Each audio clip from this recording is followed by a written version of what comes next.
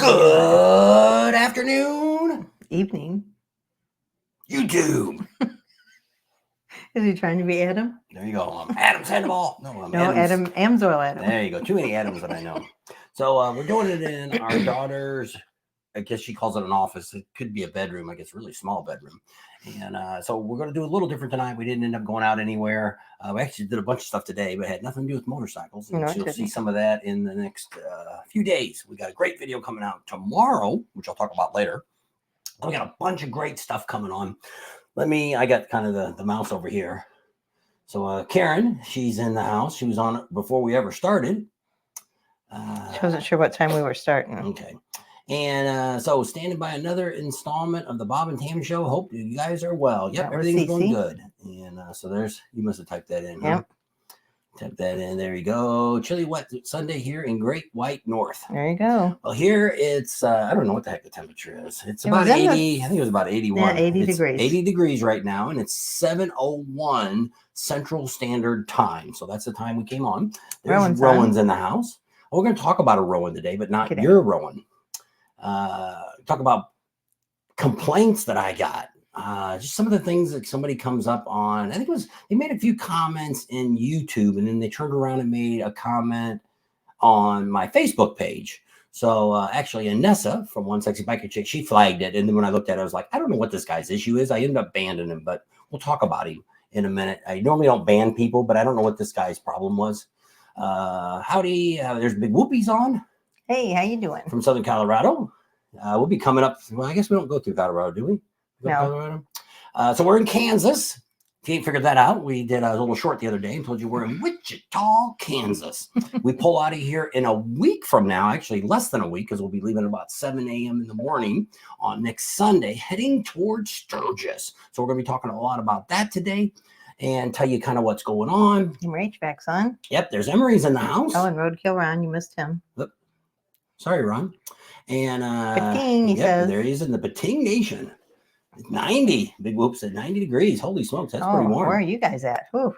He said he's in the Great White North. No, that was Cece. Oh, sorry. Too many people already getting messed up. He doesn't know you. There's Slim Jim. There's Mike's in the house from Montana. There you go. And we'll be in Montana in not too long. We go up there for something. Let's see. Join the club, everyone. Once in a while, we have to do something not related to motorcycles. Well, yes, that sometimes happens. Yep. Usually we're working on the garage, which we don't have that. Good evening, rain and thunderstorms here in Minnesota. Ooh. We've had a lot of threatening weather here, but nothing really bad since we've been here.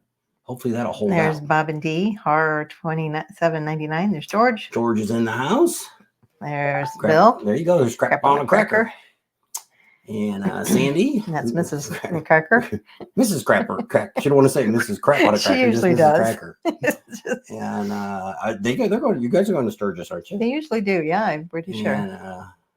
Oh, that's us. Yep. I already did that one. I'm working the control today. Clint's in the house. There we go.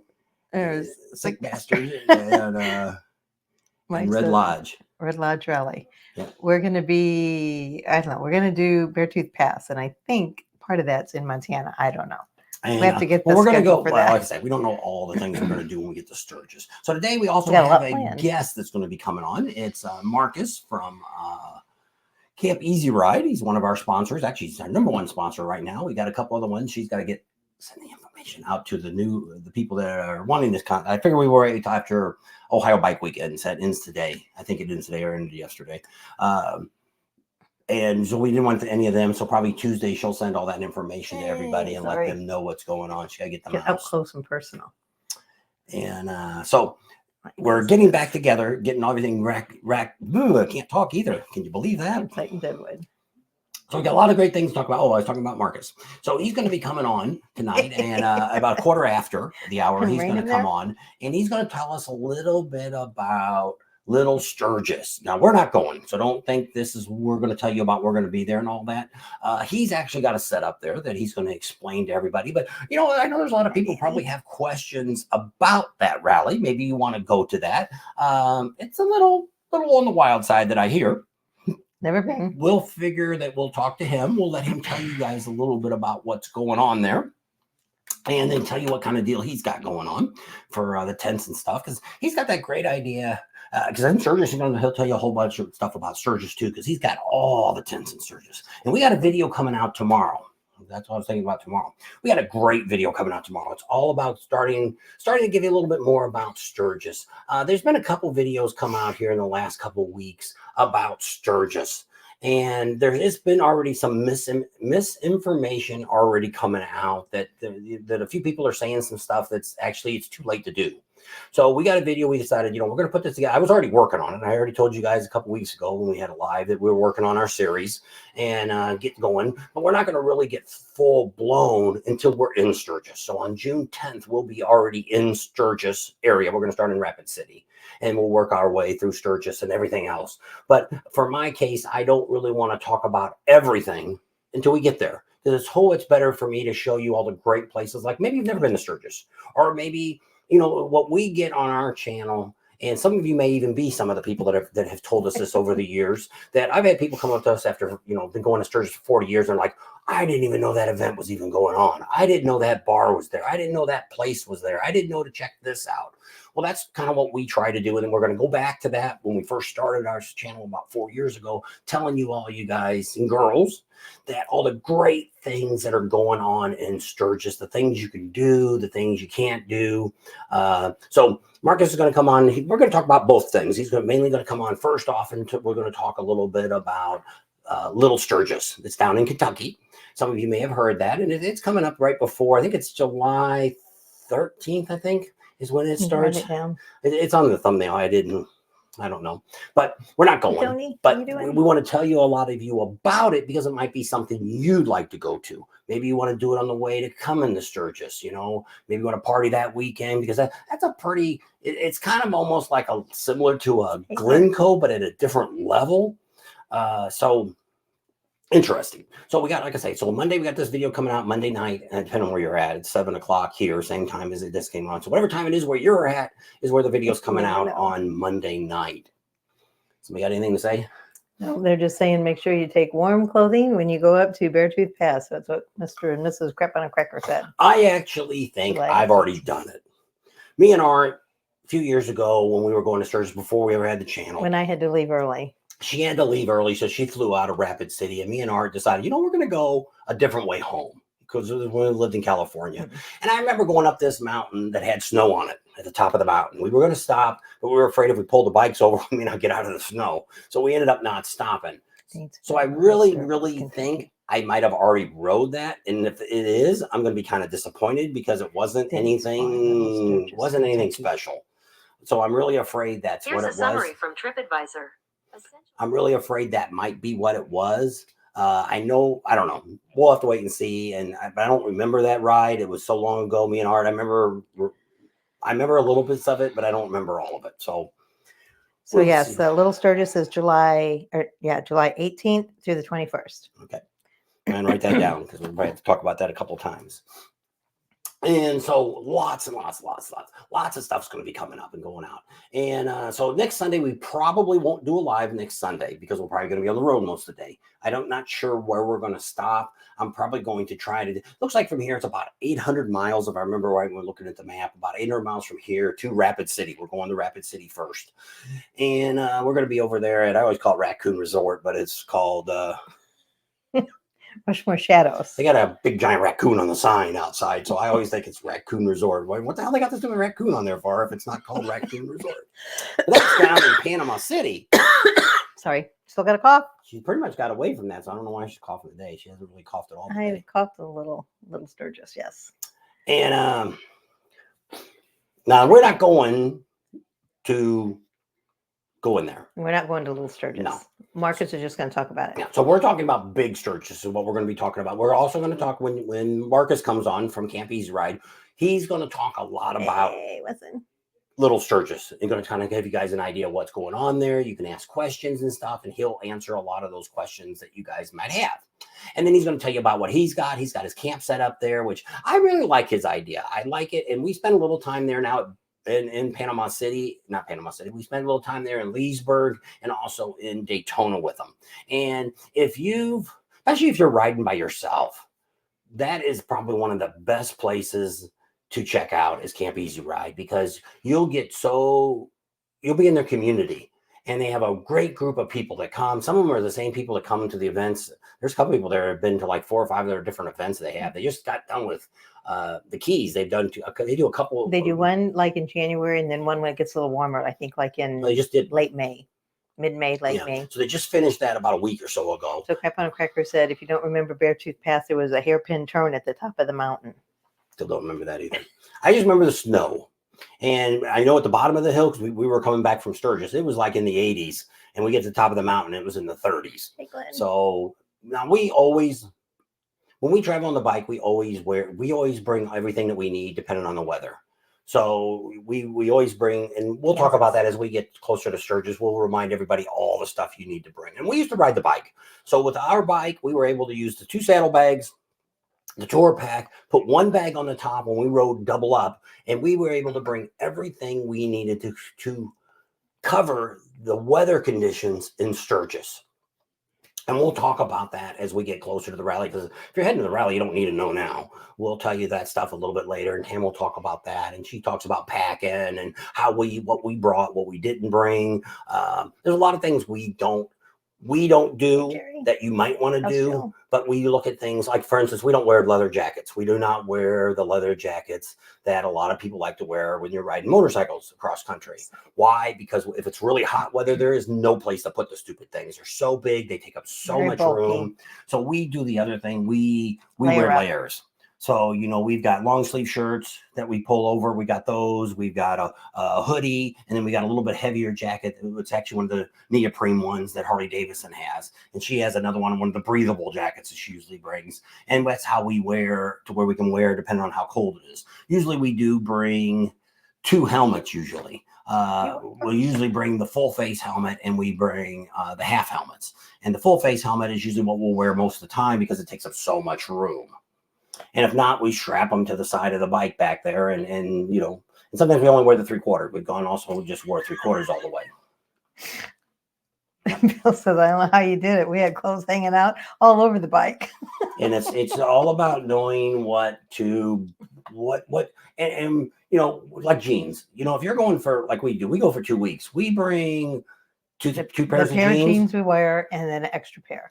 And then we don't bring any shorts. There's no reason to be wearing shorts. We're not looking to go swimming in the creek. Or now, if you were staying at a couple of the campgrounds have swimming pools, maybe I would bring a swimming suit if we were going to that, but we don't do that. We bring enough underwear and socks and T-shirts to wear every day for, what do you bring, 6 days?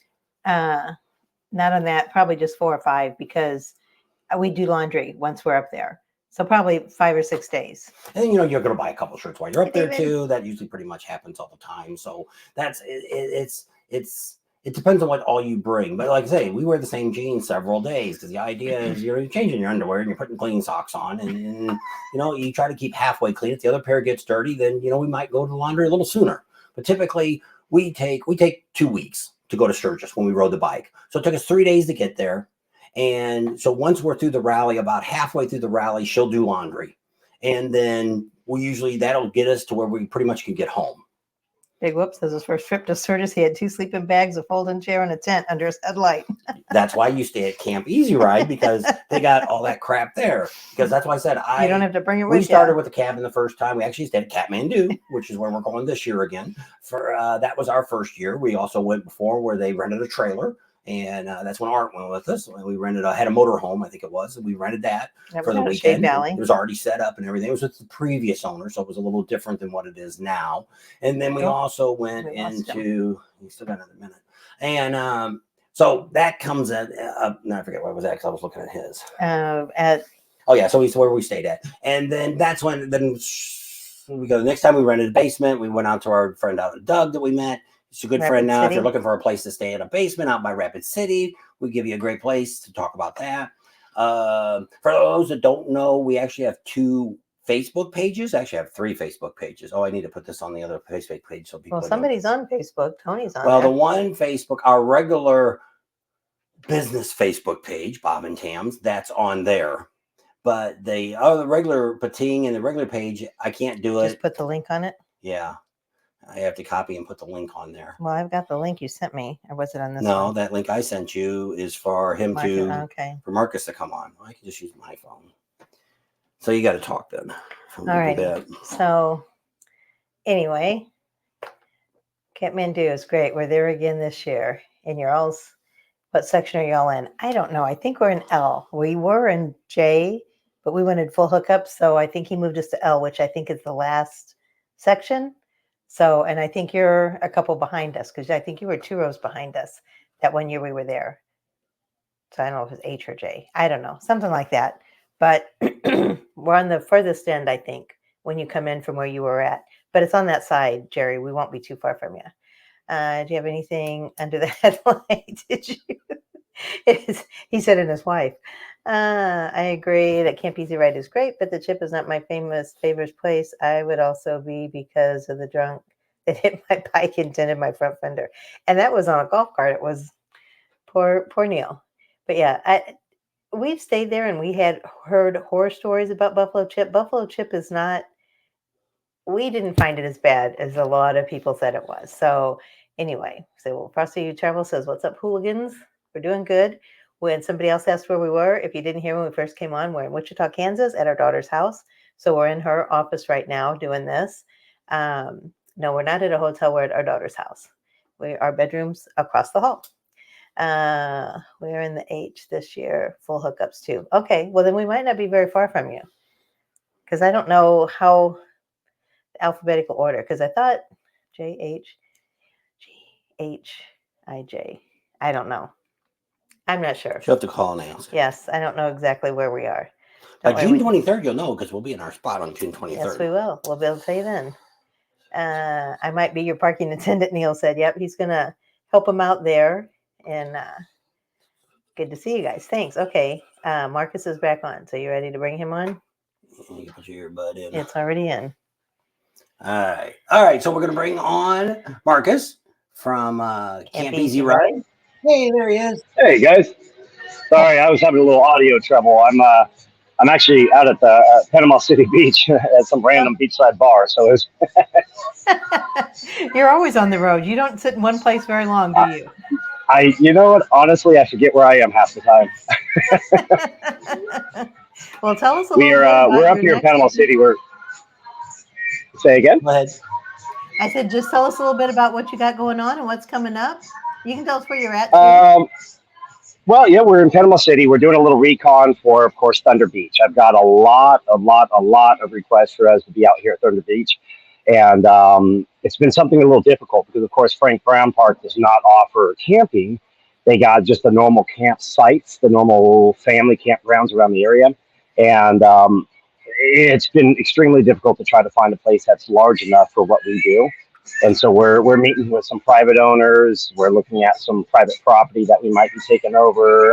I'm trying my very best to make this happen by next year because it is one of my most requested events for people to, between this and Myrtle Beach are the two that people are asking about. So we decided to take a trip up here, kind of combine it with a little bit of business, a little bit of pleasure, and see what we can do. So here we are. Oh, speaking of, I'm gonna let you say hello to the lovely hostess. Hello. There she is. Oh, wait. Let's give you guys the background. There is our view back behind us. Nice. We are over at we're at the Barefoot. Where are we at? Barefoot? The Barefoot Pub or something like that. Barefoot Bar and Grill. So cool little place, good little joint. It's got cold Stella. So if you guys are in the area, definitely stop by. So so future. Wow. We've been everywhere. It's been a crazy last 6 months. To talk about would probably be our next 3 events, probably my favorite 3 events. We got Ginny Springs. So for you local folks, anybody in the Florida area that's looking for a little getaway, a little something different than just a rally, just go out to a bar and spend $12 a drink and watch the same bands over and over again, come to Ginny Springs. I've got 2 spots left. This has actually been the biggest one that we've done out here. And Ginny Springs is one of the last privately owned springs here in Florida. And It's a river party. It's not a You're ride. breaking up really bad. Oh, can you hear me okay? How you feeling now? I got full bars on my side, guys. Marcus, you're breaking up really bad. Yeah, no, you're cutting in and out now. You were doing really, really good till you started talking again. Let me move out, see if I can't get a little better location here.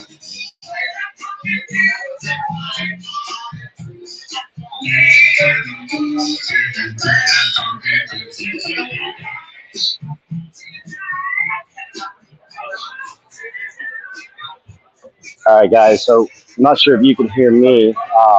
I lost your picture. It looks like you guys are searching for a signal or whatnot. All right. All right. How's that? I stepped out in the parking lot. Any better? He says that's we lost your picture. How we feeling now, guys? I don't know. All right. Now I think we're here, but he's frozen. Yeah, we're just having a world of trouble today. We had all right, so let me remove him for a second. Can you guys hear us? That's the first thing I want to check. Can you hear us before I bring Marcus back on? Let's check and see if we're coming in, and wait and see what the phone does here. If it comes.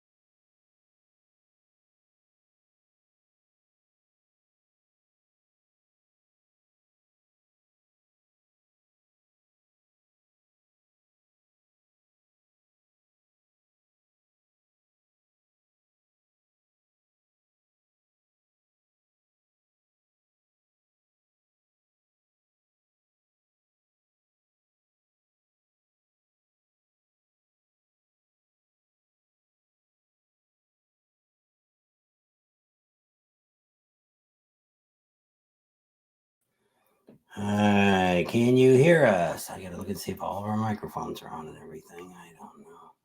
Audio, wireless mic, AirPods. Okay, all that's good. Can you hear us? There's my AT&T is what's going on now. All right, what are we on here? Nope, now we're off again. Can you hear us? There's my AT&T is what's going on now. Their internet is really good. I don't understand what's wrong. All right, Marcus is back on too.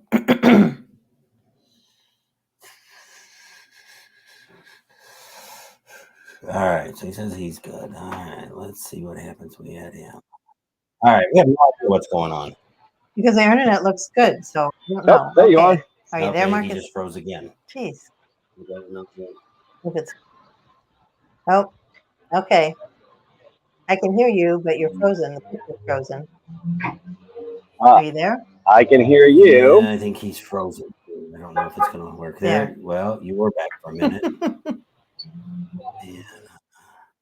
All right, let's give this a minute. We'll give him a minute to try to reboot there and get him back on. We've got a couple more internet sources going right now. I fired that all up because they've got direct line coming in here. They got fiber optics coming in. So they got really good service coming in. So I don't know what's going on, why we're having any difficulties. But I now got both of my hotspots in the window. I got them going just in case if the internet goes down again, the computer should switch over. I'm gonna try him now. He looks like he's moving So around. I don't know. All right, let's see what we got. He's dark. He's dark. He's dark. So we're doing this. Everybody, please stand by. We've lost a few people, and yeah, he's not even coming on now. Remove. So we'll see what happens if Marcus can get to a location that he can get a better to be able to log signal. In. Yeah, let's see what we got. And so let's see where we're at. I don't know who. There we go. He's in and out. So let's get down to where we see anybody. Okay, it's cutting off again. Both of you are gone. Both of us are back. I think the problem is with you guys, Bob. I don't know, which could be. But right now, I think he's still gone. We see a picture of him, but he's not coming on. So part of it was our problem because the computer was, I lost total signal. Okay, so he just went off, and so we'll see if he can come back on. I don't know what happened to the internet. I don't know really what the heck is going on. Now you're back. Okay. So we'll see if he can get back on. But what he's got going on is he was going to talk about some of the events he's got going on. Let me pull up his website and I'll talk a little bit about what he had going on. Because our phones are working great. So I don't know. Okay. He looks like he's back again. Let's see what happens. All right. Let's try it again. All right. Can you hear me? Yes. All right. There we go. Yeah, so I don't know if it's, I'm right on the beach side, so I don't know if the signal's crap here, if it's something on whichever side. But in the case, where was I? Oh, Ginny Springs. So Ginny Springs is kind of, the most recent one coming up here is about 2.5 weeks called Ginny Springs. Basically, it's a river party. It's one of the last private springs here in Florida. And it's one of those things to where it's not a rally. It's one of my own. Again. See if he can stand still. He's still there? No, we've lost him again. Let me pull up Camp Easy Ride. Camp Easy Ride. Events coming up. So let's see what he's got up on his event so I can kind of give you a little idea. So first he's got the Genie Springs Ride and Float Trip coming up. It's going to be June 20th through the 23rd. Oh, he's gone altogether. So that's his next event coming up. Camp Easy Ride Event Lodging presents a mixture between the popular lodging source you have come to know and love at a rally venues all across the nation of the United States. So that's the next thing he's got going on.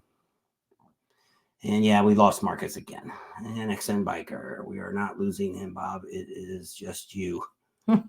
I don't know. Well, we've never had trouble like this before.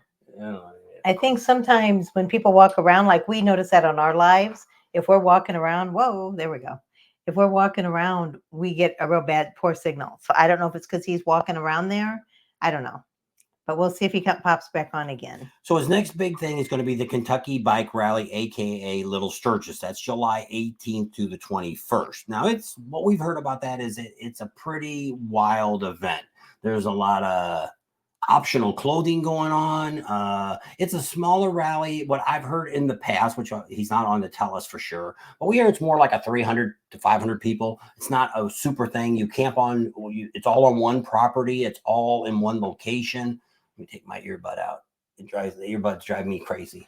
And so it's a really good, it's pretty exciting. So if you guys are interested in that, you can go to his website, which is, I don't know if I got him up here or not. Let me see if we got him on the banners.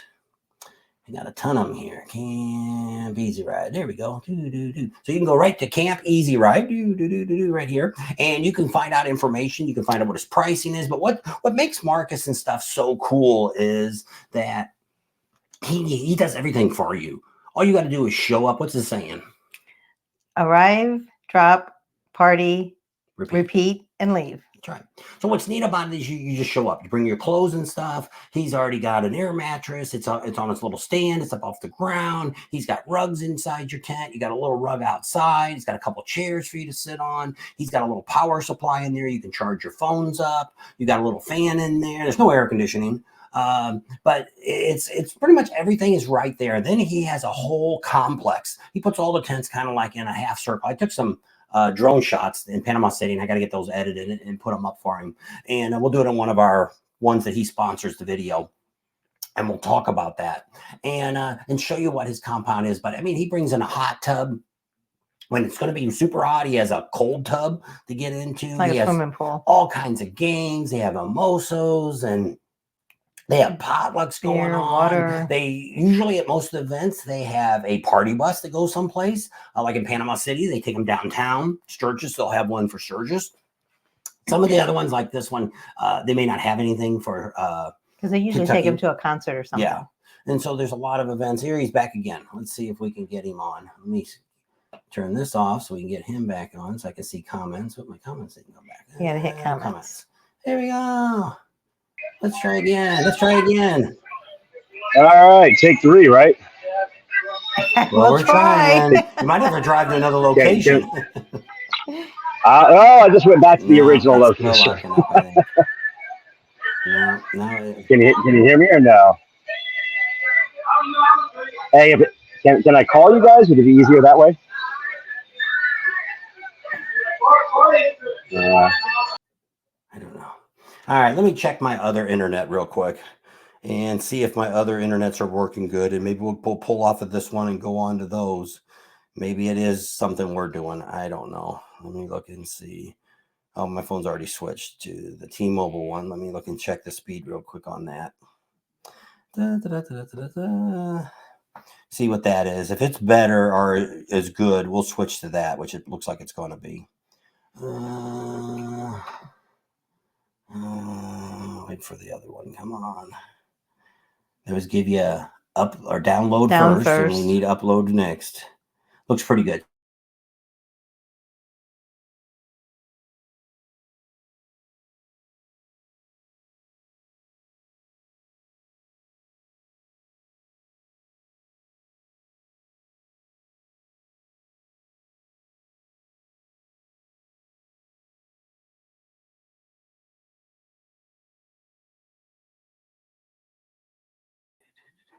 All right. Now let's pull him up. All right, now let's pull him up and see if this. Let's try this. What's the internet source? Hello. Okay, so far good. All right. Are we there? Yeah, I think so. All right. All right, guys. So, yeah, sorry for whatever complications. I'm not sure if it's on your end, my end, or whatever. No. Technology. No. Might be both. So I won't take up too much time. I know we've already kind of burnt up a lot of dead air there. That's so, so one of the things that we don't do a whole lot of marketing on, just because it's one of my smaller events, and I like keeping it small, just because it's kind of like a little getaway for me, because it's not 100 tents. Is Ginny Springs. So again, Ginny Springs is one of the privately owned springs here in Florida that allow shenanigans. You know, you're allowed to drink on the river. You're allowed to be up late partying. You're allowed to lose some clothes if it happens. It's one of those places that just kind of lets you be yourself. And that is something that we do every June. And it's something that I cap at about 20 reservations. So it's one of those things to where it's, if you know about it, you want to get on it, because it's just a damn good time. It is nothing but floating, good people. We do several floats per day. We don't do a whole lot of riding. We ride in, we ride out, but while we're there for the 3 days, all we do is barbecue. I do bring out the hot tub. I do bring out the new mobile stripper pole. We do make it a party, but that's what it is. It's a river party. So it's one of those things where if you're looking for a little getaway, not necessarily a rally, but that's the place to go. And I do have 2 spots. Actually, I had one that unfortunately had to cancel, and then another spare spot open. So if somebody's looking for a last minute, which would be this coming June 20th through 23rd, that's the place to be. So, want to make sure I still got you guys. Yeah, we're still here. We just gave you the full okay. screen. All right. I didn't want them talking to a dead phone. No, other than that, of course, our next big one is Little Sturgis, which has become phenomenal. It's just become almost as big as Big Sturgis. We just hit 110 reservations. So, I mean, that is a sea of tents. We're talking probably about 2 acres we're taking. And if you've never heard of Little Sturgis, for those of you that's, looking to hit a new rally, the reason why you've never heard of it is because most media, as Bob and Tam probably know, cannot be in there. There's so much adult shenanigans going on that you can't film any of it. It's just useless on Facebook.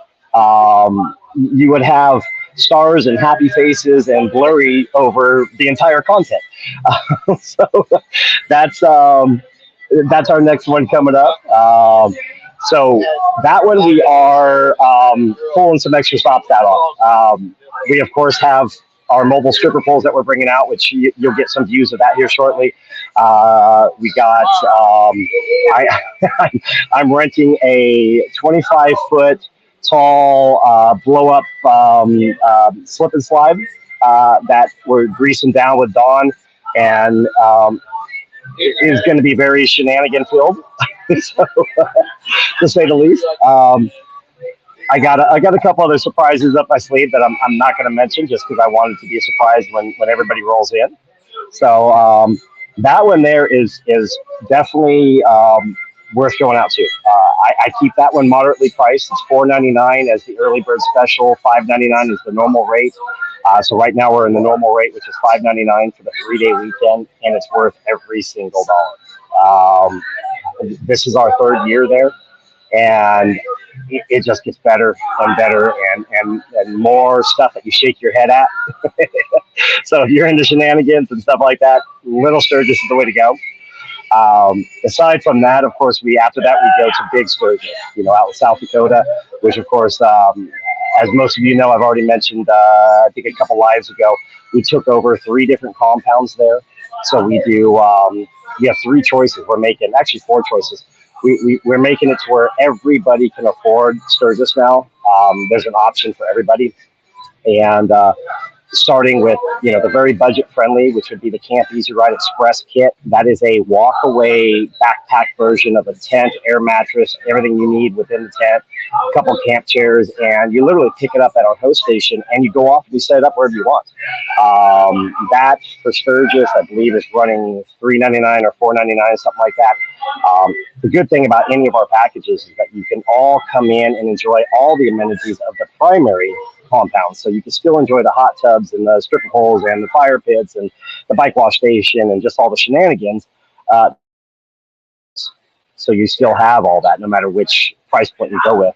So again, with Sturgis, you're looking at Camp Easy Ride Express, which is, again, it's great for the single guy that doesn't need all the amenities, doesn't need all the frou-frou stuff, just simply wants to be able to have a place to camp and then a place to party, which is, of course, with us. And then you got Camp Easy Ride Back to the Basics, which ultimately, as Bob, you're probably familiar with, Woody over at the Chip used to have something called Easy Camp.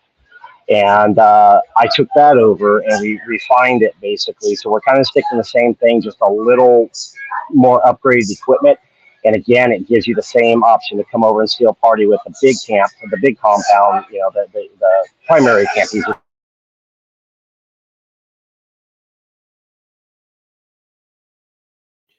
I turned my microphone back on because we kind of muted him for a minute there. So you kind of got a little bit more of his information. So we kind of got through that. And so hopefully we know now it's not us. We're using our second backup internet and that we always deal with all the time. There he is. Again. He switched. He came back in again.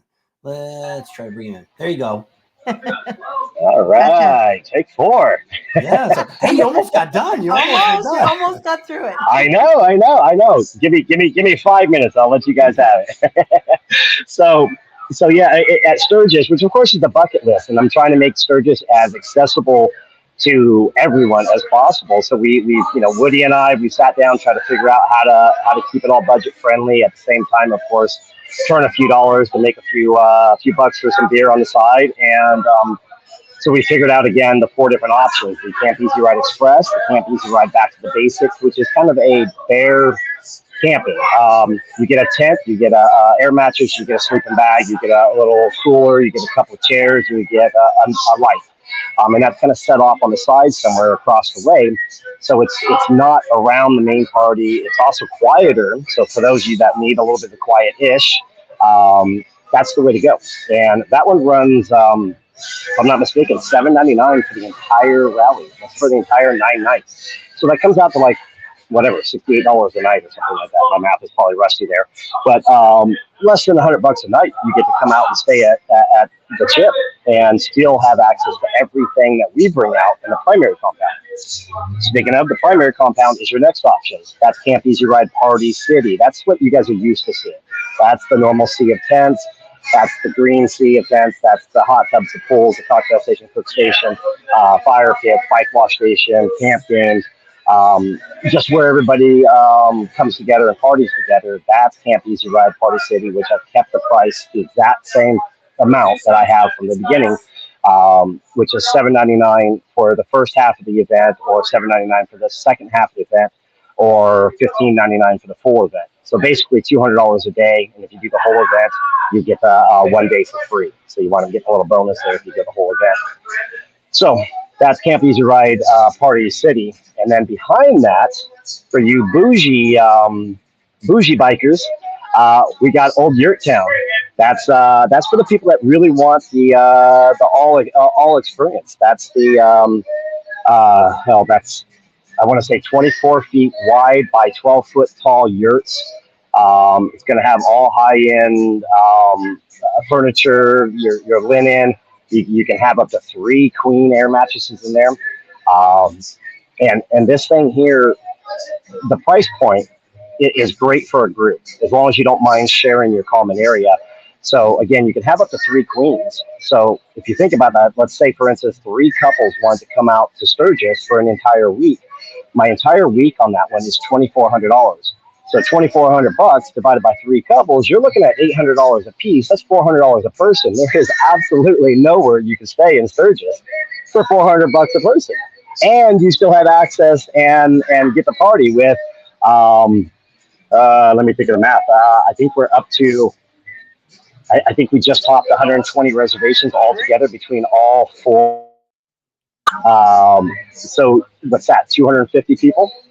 You know, you're going to roll in. You're going to have 250 people to party with that all have the common factor of Camp Easy Ride. So, I mean, you are never, ever going to be alone. So it works out great for the single riders. I love getting the single ladies. We're getting more and more every week.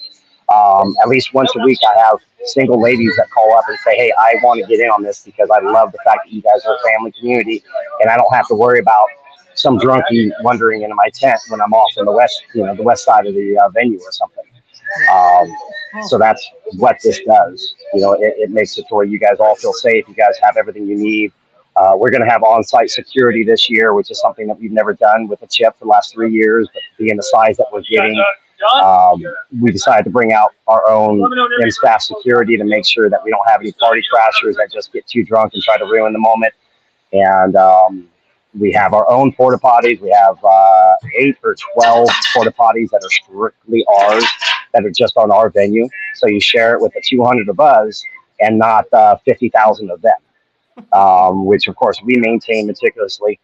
Our guys go in there, maintain it every 4 hours. And of course the septic people come out and pump out every day.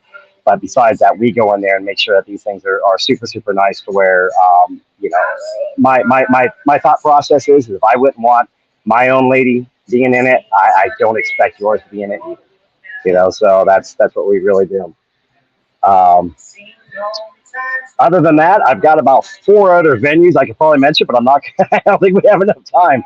We took on a couple new ones. I'll give you a little hidden treat that we're working on is that hopefully, don't put me in stone yet, but we should be in Ozarks Rally. I'm hoping by September. I'm flying out actually tomorrow to go work on some details. So hopefully we'll be in Lake of the Ozarks for the September rally. So we'll see how that works out. Yeah. That'd be cool. That'd be good. What's we'll that? See you there. That'll be a good one. That's well, it's not Bikes Blues. It's not the Bikes Blues and Barbecue. That's over at that's at the farm. This one's Lake of the Ozarks, the actual Lake of the Oh, Ozarks bike week. all right. That's I the one believe the it's weekend before. The weekend before. yeah, a week or 2 weeks before, something like that. I thought about doing the one that you just mentioned, and I we are just so busy. I mean, as you guys know, I mean, the statistics is that when I pulled up, there's 238 bike weeks or bike rallies nationwide. We do 17 of the most popular.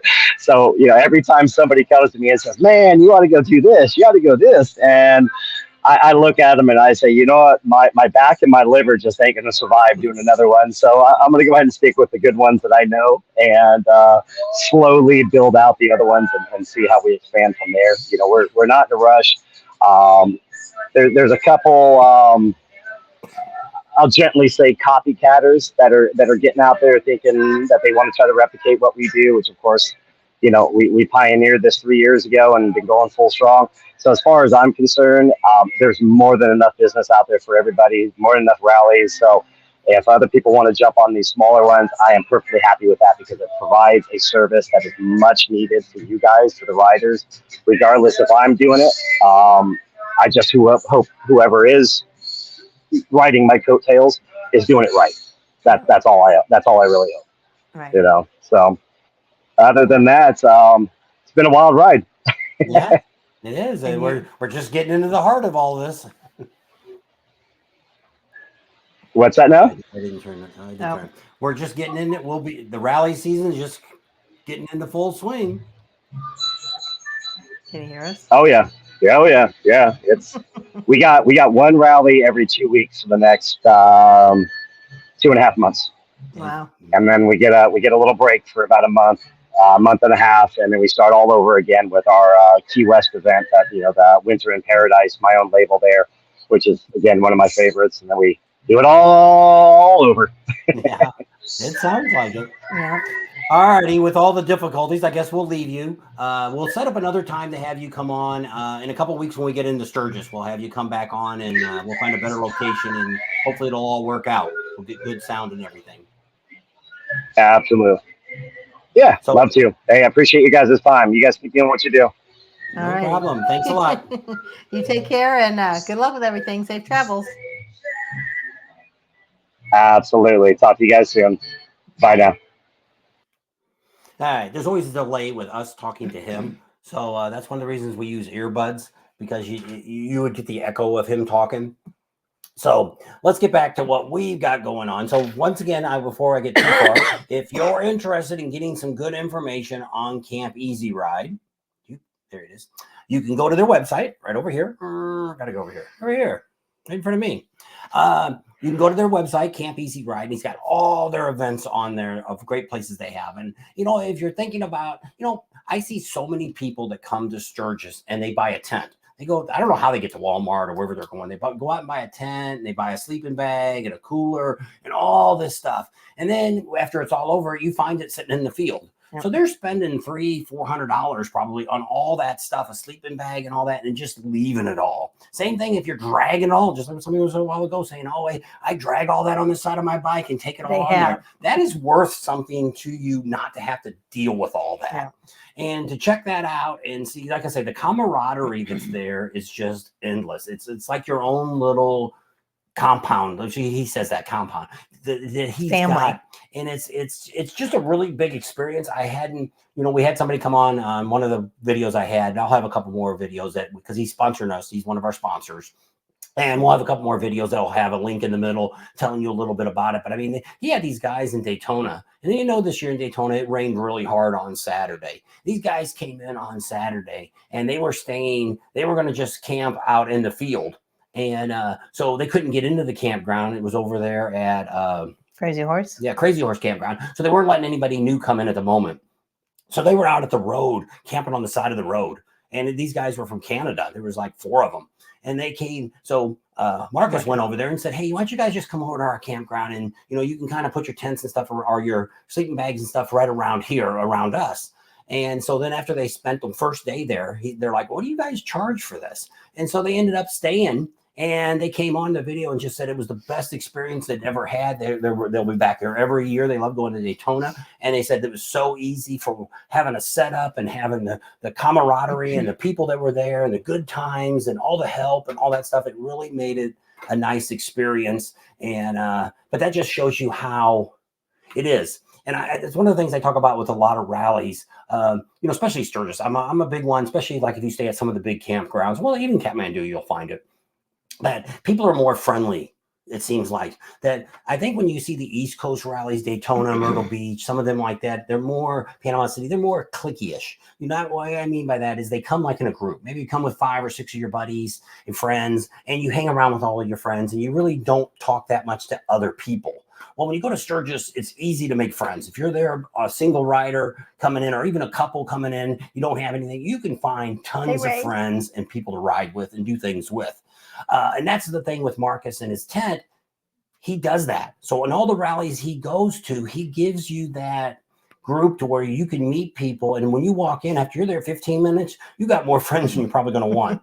But they're all there to have a good time, have fun time. It could be somebody that's already been at the rally before, maybe take you out on some rides and stuff. And they do a bunch of all type of events too when they're there. So it's just something to look into if you're thinking about going to Sturgis, you're not sure where you want to go, because we got a video coming out tomorrow and it's going to talk about some of the places. And we're going to tell you what's still available, what's going on, what's happening in Sturgis, things like that. So that's the video that's going to come out tomorrow night to give you more of an update on what's going on in Sturgis. So that's kind of where we're at right now on that. Anybody had questions? No, they're just saying hi to each other. I don't know. The mouse is there. It will not click. I might need a battery or something. I don't know. So some of the things that we were going to talk about tonight is we are going to be in Sturgis already on June 10th. And people, people always say the same thing. What the heck are you getting there so early for? Hey, guy. Jeez. You wouldn't. We always did realize this. We pretty much spent, when we used to ride in the Sturgis, we would spend one full week. We would get there the Thursday before the rally started, and we'd leave on the Thursday of the rally. We had 2 full weeks of vacation. It took 3 days to get there, 3 days to get home. And we rode about 1,500 miles each way. And we took our time. We do about 500 miles a day or 600 and maybe less the next day or whatever. So that's kind of how we rode going to Sturgis. So we never could get everything done in the week. And Daytona's like that too. Daytona's another rally that it's really hard if it's your first time coming to really get a grasp of what's going on there. There's so much stuff to see and do. And, the Black Hills alone. It's awesome. Yes. And leading to that, we're going to talk about one topic today that I have an issue with. And it came up on a Facebook page today. It wasn't my Facebook Sturgis page. It was on another one. But it was about a guy that's got an 8-year-old daughter that has been bugging him to go to Sturgis this year with him. He says, I don't know how she... Kids beating on the window? I don't know. And let me look for this email. Let me see if I can find the actual Facebook post. Richard said that Camp Easy Ride had a really nice setup at Bandera, Texas. So he always has he does it right. He knows. Very first time we saw him, it was like, this is an awesome idea. And then he just took it and ran with it. So it was, it's a good thing he did. And like I said, unfortunately, people are copycatting, but I guess you can't be everywhere. Okay, so here it is, what this guy wrote. It's on the Sturgis Rally page. I'm not going to use his name. But he says, I have an honest question. Please don't be too hard on me. I have never been, but my 8-year-old daughter is begging me to go to Sturgis. I don't even know where she learned about it.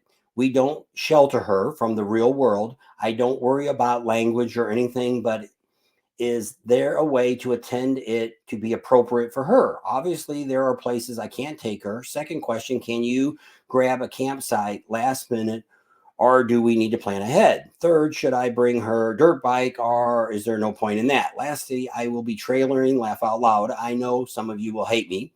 And that kind of ends it up. So, and everybody said their thoughts. And then he put a little picture of his daughter on there, very cute. And so there's a vast amount of comment on here. So let me read what I wrote.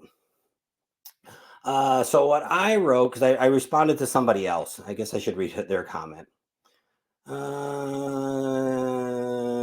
Okay, so this person wrote, so I'm a local and I have kids. I am always surprised to see kids out during a rally. I'm not a prude or anything, but I personally don't think it's kid-friendly event. They claim it is, but there's a lot of drinking going on, women walking around with pasties or body paint. Naked cowboy usually makes his appearance, well, actually not in Sturgis, walking around on Main Street. Sex trafficking is a big thing. It also goes on that people know to be aware about. I've only ever hung out at Glencoe campground, and that is not child friendly due to the nudity that takes place there. It's definitely a wild party campground for adults. I've also hung out at the Buffalo Chip as well. And see, she kind of goes on. So let me go to I don't want to go on to where I spend a lot of time reading all this so we can get your comments. Where the heck is mine? Did they take mine off? I shouldn't be that far down. I was going to say, I thought I saw your name.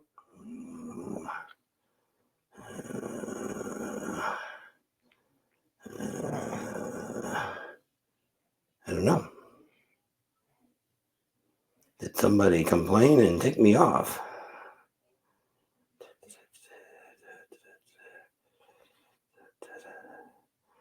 They might have yanked me down.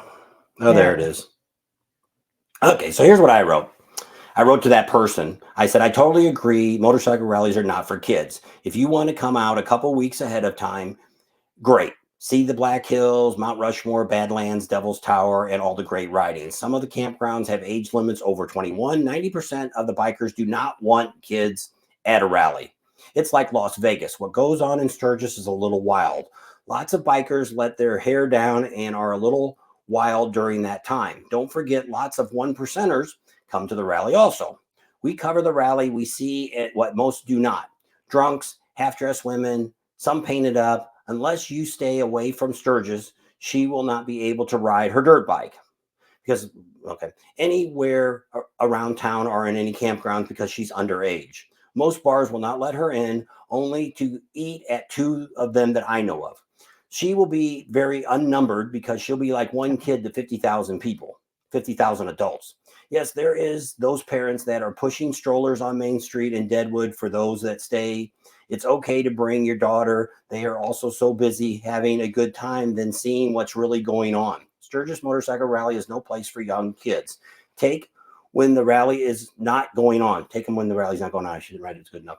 Yes, sex trafficking is a big deal during the rally. How do I know? Because we talked to the chief of Sturgis Police. We also talked to the sheriff. We're going to talk about it this year with them because we never really brought that up. They've always told us about it, but they've never really talked on camera about it. So I have 4 grandsons from 18 to 17, and none of them would I bring to the Sturgis Rally.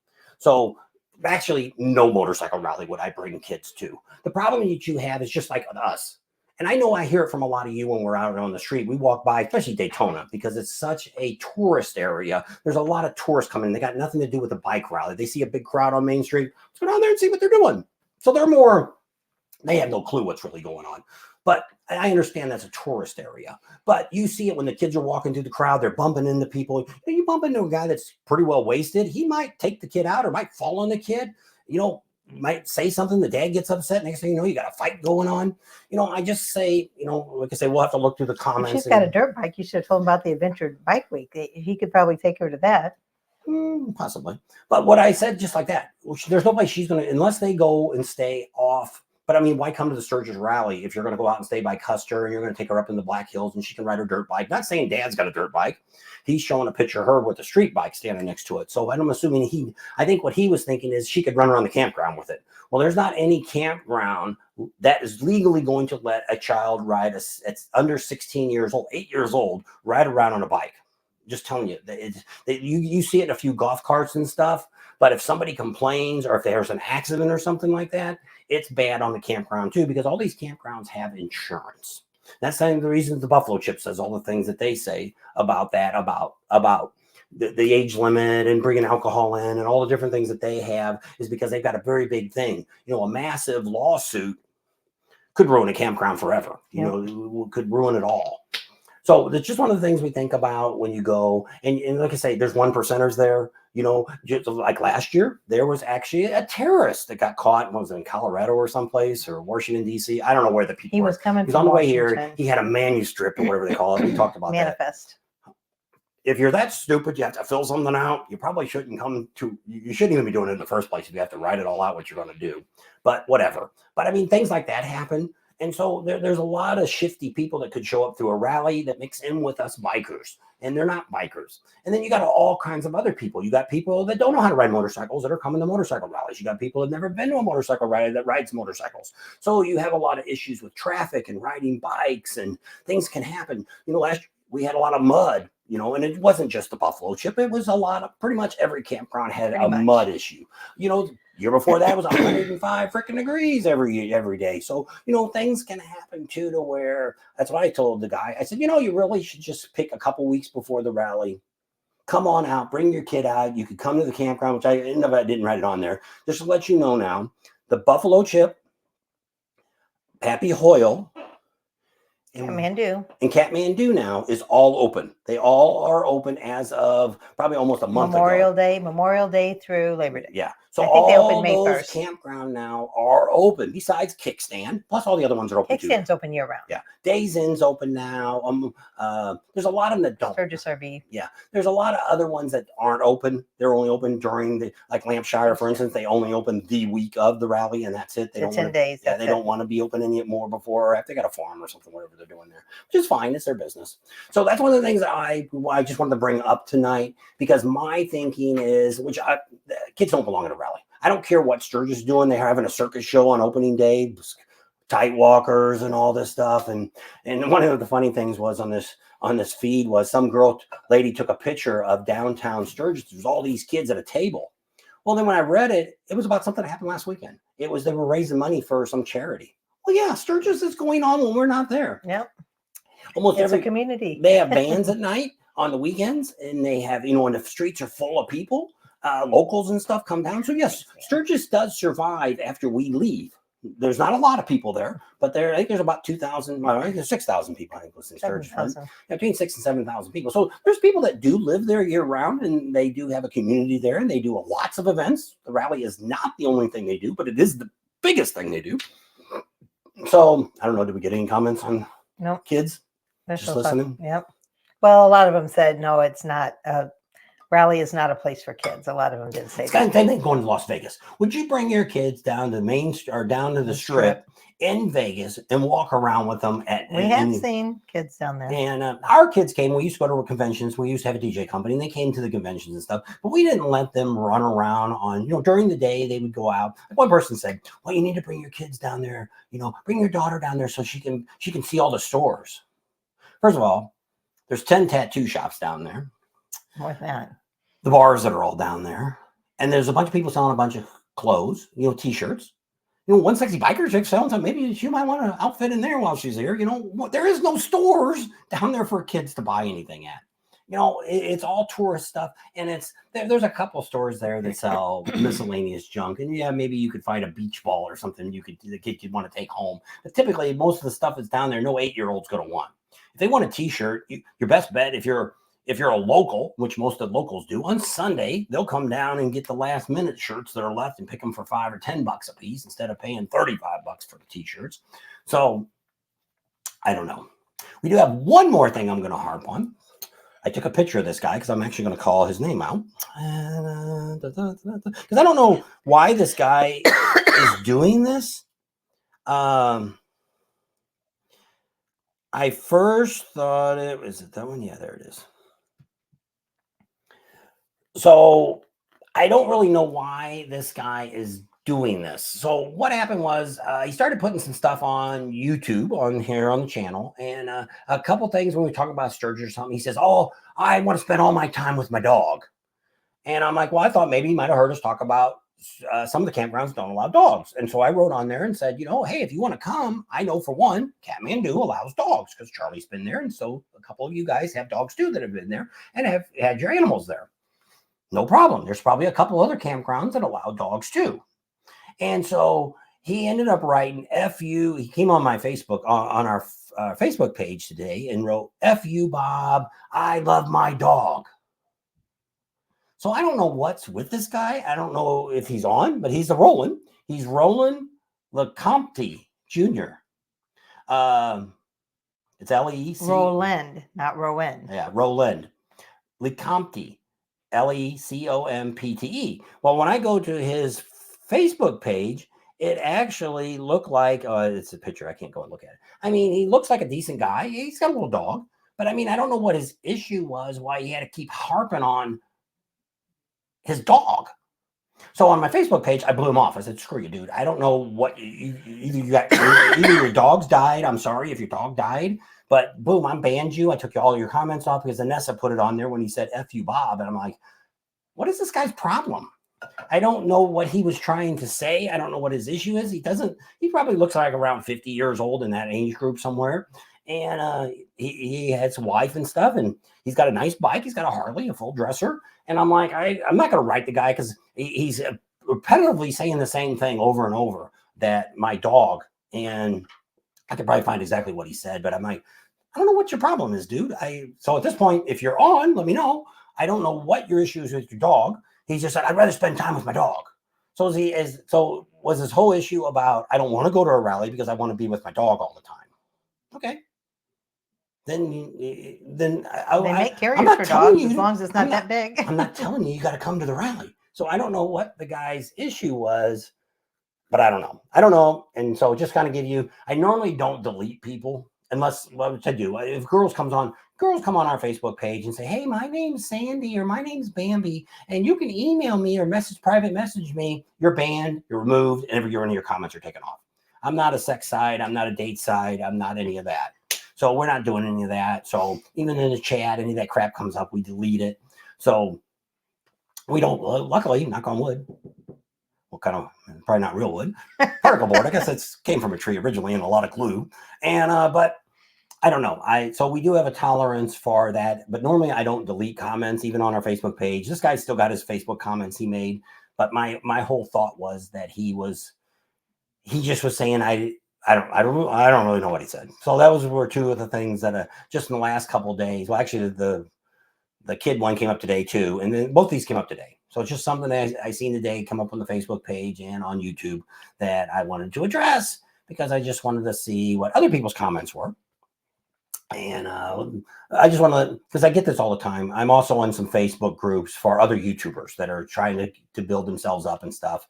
And so I give out free advice. And one of the complaints that a lot of people have is the bad comments they get, stupid comments or everybody's got haters. Yeah. And I usually take it on. And I usually just say, thanks for watching, and because 99.9% of the time they never write back. So let them stay on there. I like to let them on there. If you guys want to, some of you do. And Neil looks through a lot of the comments. He reads through all the comments. He might have seen the guy with the dog because he reads through. Full moon out. he goes through. Neil goes through, and I see every once in a while he responds to other people too about questions that they're talking about. Maybe I responded to something, and he'll write something underneath it, and which is fine. And some of you I know read other people's comments, and I do that when I go to other YouTubers' pages. I read a lot of the comments that people write, just curious to see what they're asking them. And so you're always free to do that on any of our pages or YouTube or look through all the comments. And because sometimes we can't get to all of them. And if you know the answer to a question that somebody's asking, or you can put on your experience of where you stayed or, whatever, and help everybody else out. Sure. And it's all about it. It's just a great community. That's Put your big boy pants on. One of the things I like about motorcycling is that it is a community. And that's one of the things we're losing with Sturgis, or not losing with Sturgis, but losing with Harley Davidson. Harley Davidson was probably the Cadillac of communities. They started, I don't know when they started hog groups, but I mean, we didn't get into it till 2007 is when we got into it. And before that, we were kind of aimlessly just riding around with a couple friends, and we never really had anybody really to ride with. And so we just did some stuff on our own. We did a few trips on our bikes and stuff like that. And she never rode a bike at that point. But I mean, we didn't, we never had anybody to enjoy our motorcycle with. And she's one that she likes a lot of people. Imagine that. That's why I love all you guys. Friendly person. And so she likes to have friends and all that. And I'm not that way. I don't have a lot of close friends. And I know a lot of people, but I don't obviously have a lot of close friends because I don't want to say I don't have time. I just don't know. Patience. Yeah, that's probably part of it too. And so that's the way I am. So I don't necessarily, when we went to Sturgis, first few times we went to Sturgis, we kind of just stayed on ourselves. You know, we did meet a girl. One of the first times we went, we met Kelly. a girl right next to us, and we still kind of friends with her. We haven't met up with her in Sturgis again. She was there a couple years ago. Last year she was there. And we missed her the whole time. Didn't realize she was there. 84, 86 it started, if my old brain remembers correctly. There you go. But I mean, it was a great community. And now what's happening with the hog group is it's all changing. Why? Because nobody goes to the meetings anymore. It is. We go to our hog group back in Arizona at Mother Road Harley, and it is. Everybody there is probably over 50 years old. I don't know if there's anybody. Not older. Yeah, older than 50 years old. And so it's like, you know, it's an older group where we are. And same thing I talk about rallies is we're not going to last forever. We're not going to live, you know, maybe there might be. We're all going to die. You know, we do know some people that are in their 90s, high 90s, and they're still riding bikes, and that's great. I don't think I'll be at that point. I don't know how much longer I can ride a bike. So when I get to the point where I'm dropping the bike or I'm not as steady on the bike, we're going to quit it.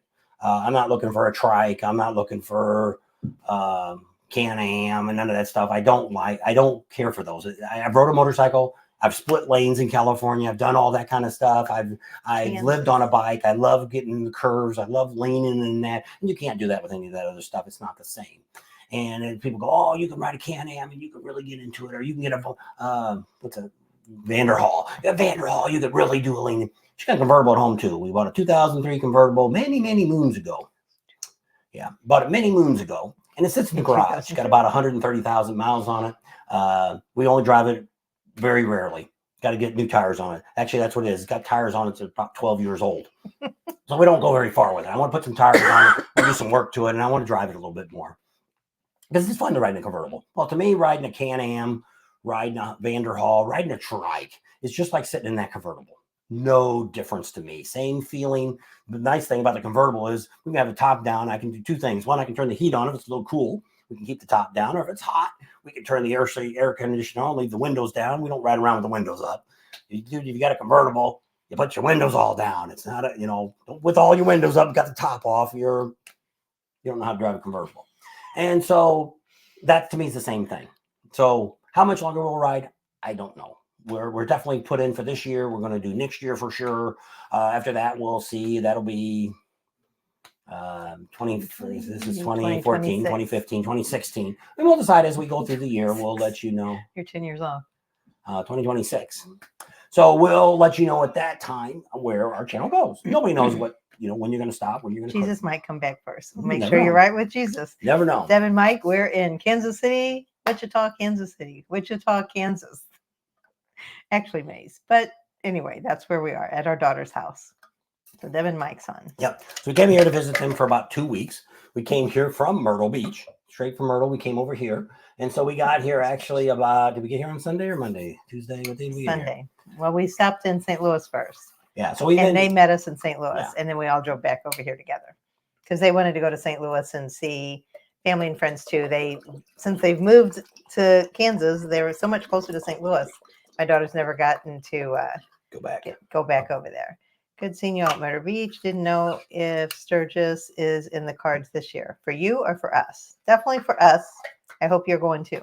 And I'm telling everybody that if you don't go this year, you definitely need to go by next year, because I think this is my opinion, and we can talk about this when we get to Sturgis. We'll get all into my theory, and my theory is right because we can just one of the things that I can tell you. One, I think the 85th is my opinion is this is going to be the last 85th, which is not this year, be next year. 84th this year, 85th next year. It will be the last largest rally ever. It ain't going to make it to the 100th, believe me. But why I say what I say. So we started going back in, I don't know, what'd you say, 2007, 8, something like that. It's the first time we went. And we went a couple years in a row. We did not do the 75th because I refused to go for that big crowd.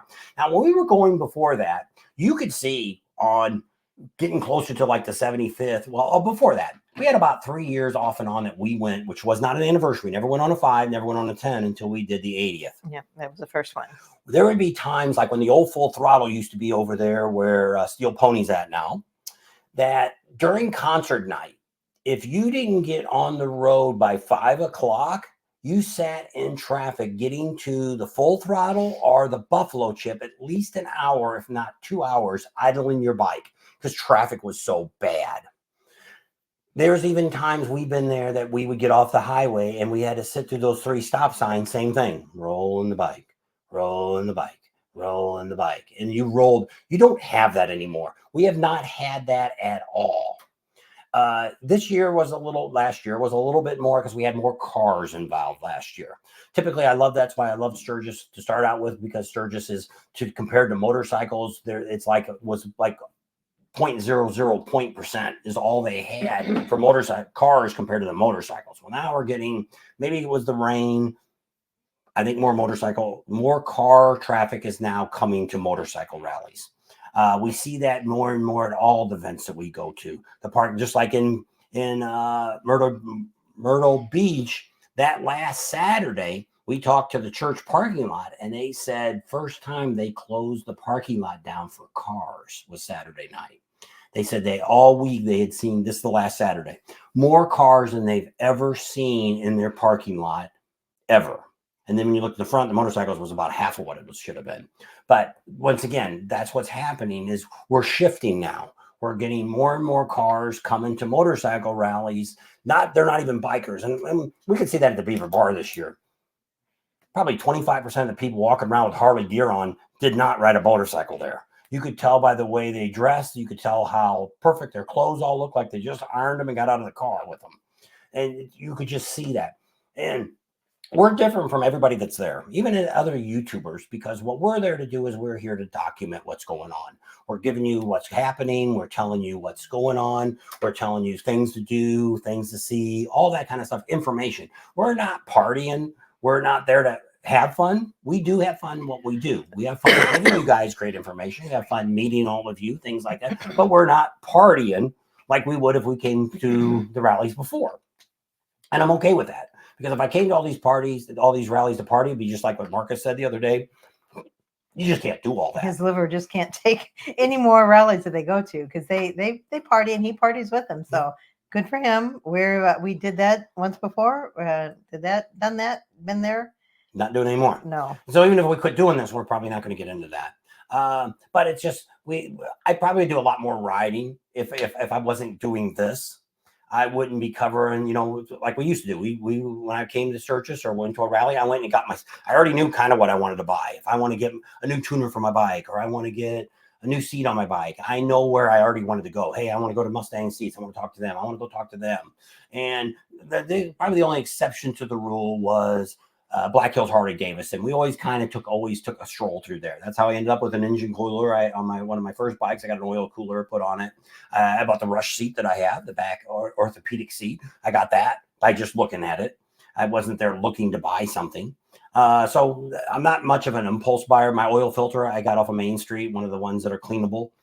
Speed sells the same ones now that I have on my bike.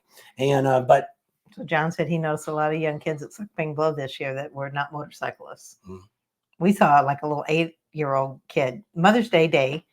Guess mom brought him down with dad, and little kid was up against the wall, and he was sure eyeballing all the girls walking by. Nowadays with the schools and stuff, things are so strict now, and things not so strict, but I mean, you can be accused of anything now. And you could just see some little kid that, like we were at one rally, that the girls were all bringing this little kid up and giving him kisses and all this stuff. It was during a bikini contest. And we're like, I could just see this kid, 10, 11-year-old kid going back to school next week. They were like, give us a kiss, and then, slap us on the butt. Yeah, and then he goes to school next week, starts slapping a few girls on the butt, giving them a few kisses. What's going to happen to that kid? So expel him. And so you see a lot of this stuff that goes on at rallies. And that's one of the things I was getting to, was the point that we're almost like looking back, and we look through the microscope and look at what's going on. We're on the outside looking at it. And so when people, we never did this before.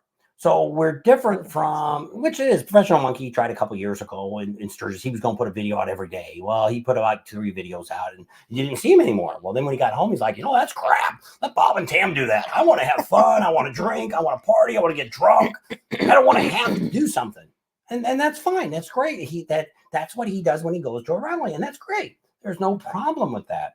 And we're different. We want to put a video out every day. We want to give you great information. To me, that's what keeps us doing this channel, is by coming up. And when people come up to us and they're like, just like I said, when I started out, we've had people that have gone 40, 50 years to Sturgis, and they'll stop us on Main Street or stop us someplace we're at out at Spearfish Canyon or something. And they're like, "You're Bob and Tam, right?" And we're like, "Yeah." And they said, "Man, I've been coming to Sturgis for 40 years. He said, "You know, you talked about that bar out there. I'd never been there. Didn't even know it was there." I said, "I went out there just last weekend or the other day." And he says, "It was the greatest place in the world. I had no idea."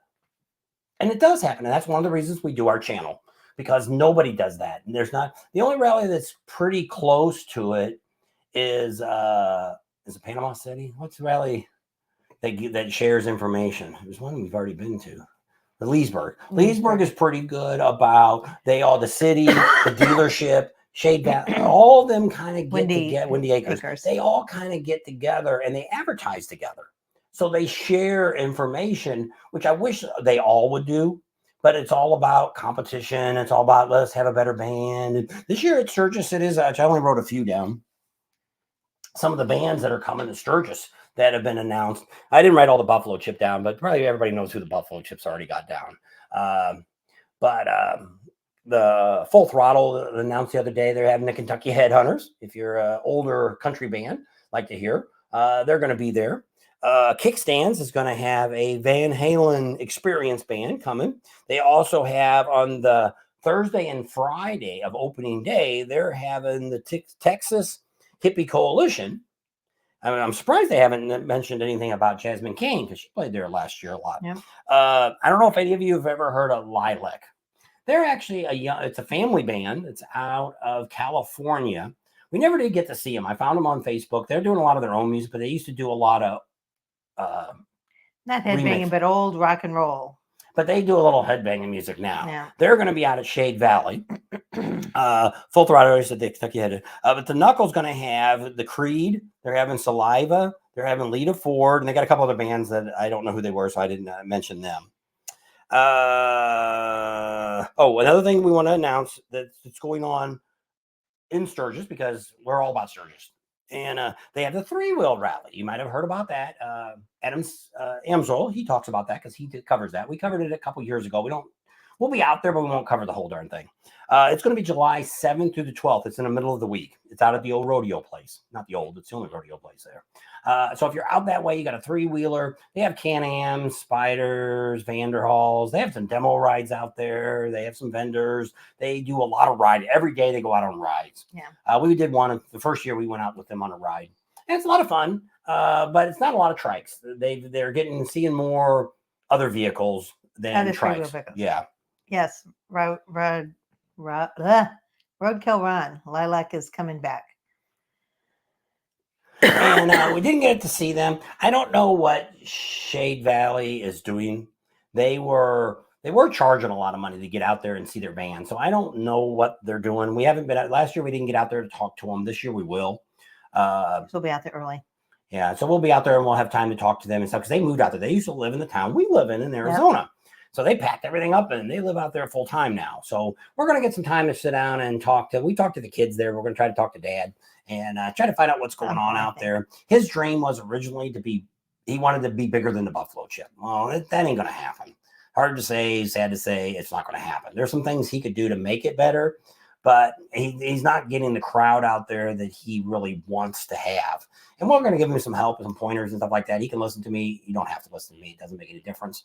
But like I say, we see what's going on and we can see a lot of things that are happening. And the real problem with charging for bands is you got to have headliners like the Buffalo Chip does. You know, they don't have the greatest headliners this year. You know, they got Kid Rock coming back, which is usually always a good concert. They got Jelly Roll, which we're definitely going to go see Jelly Roll. I don't know what other bands we're going to see, but we did find out what's the band that I thought was going to play at the Knuckle.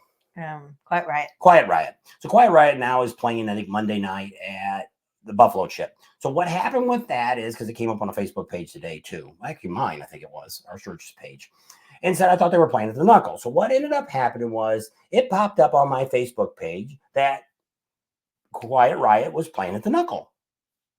And I'm like, okay, that's pretty neat. And then we kind of talked about that, because it's probably, stuff that comes on the internet. Most time when it's posted, it's usually legit.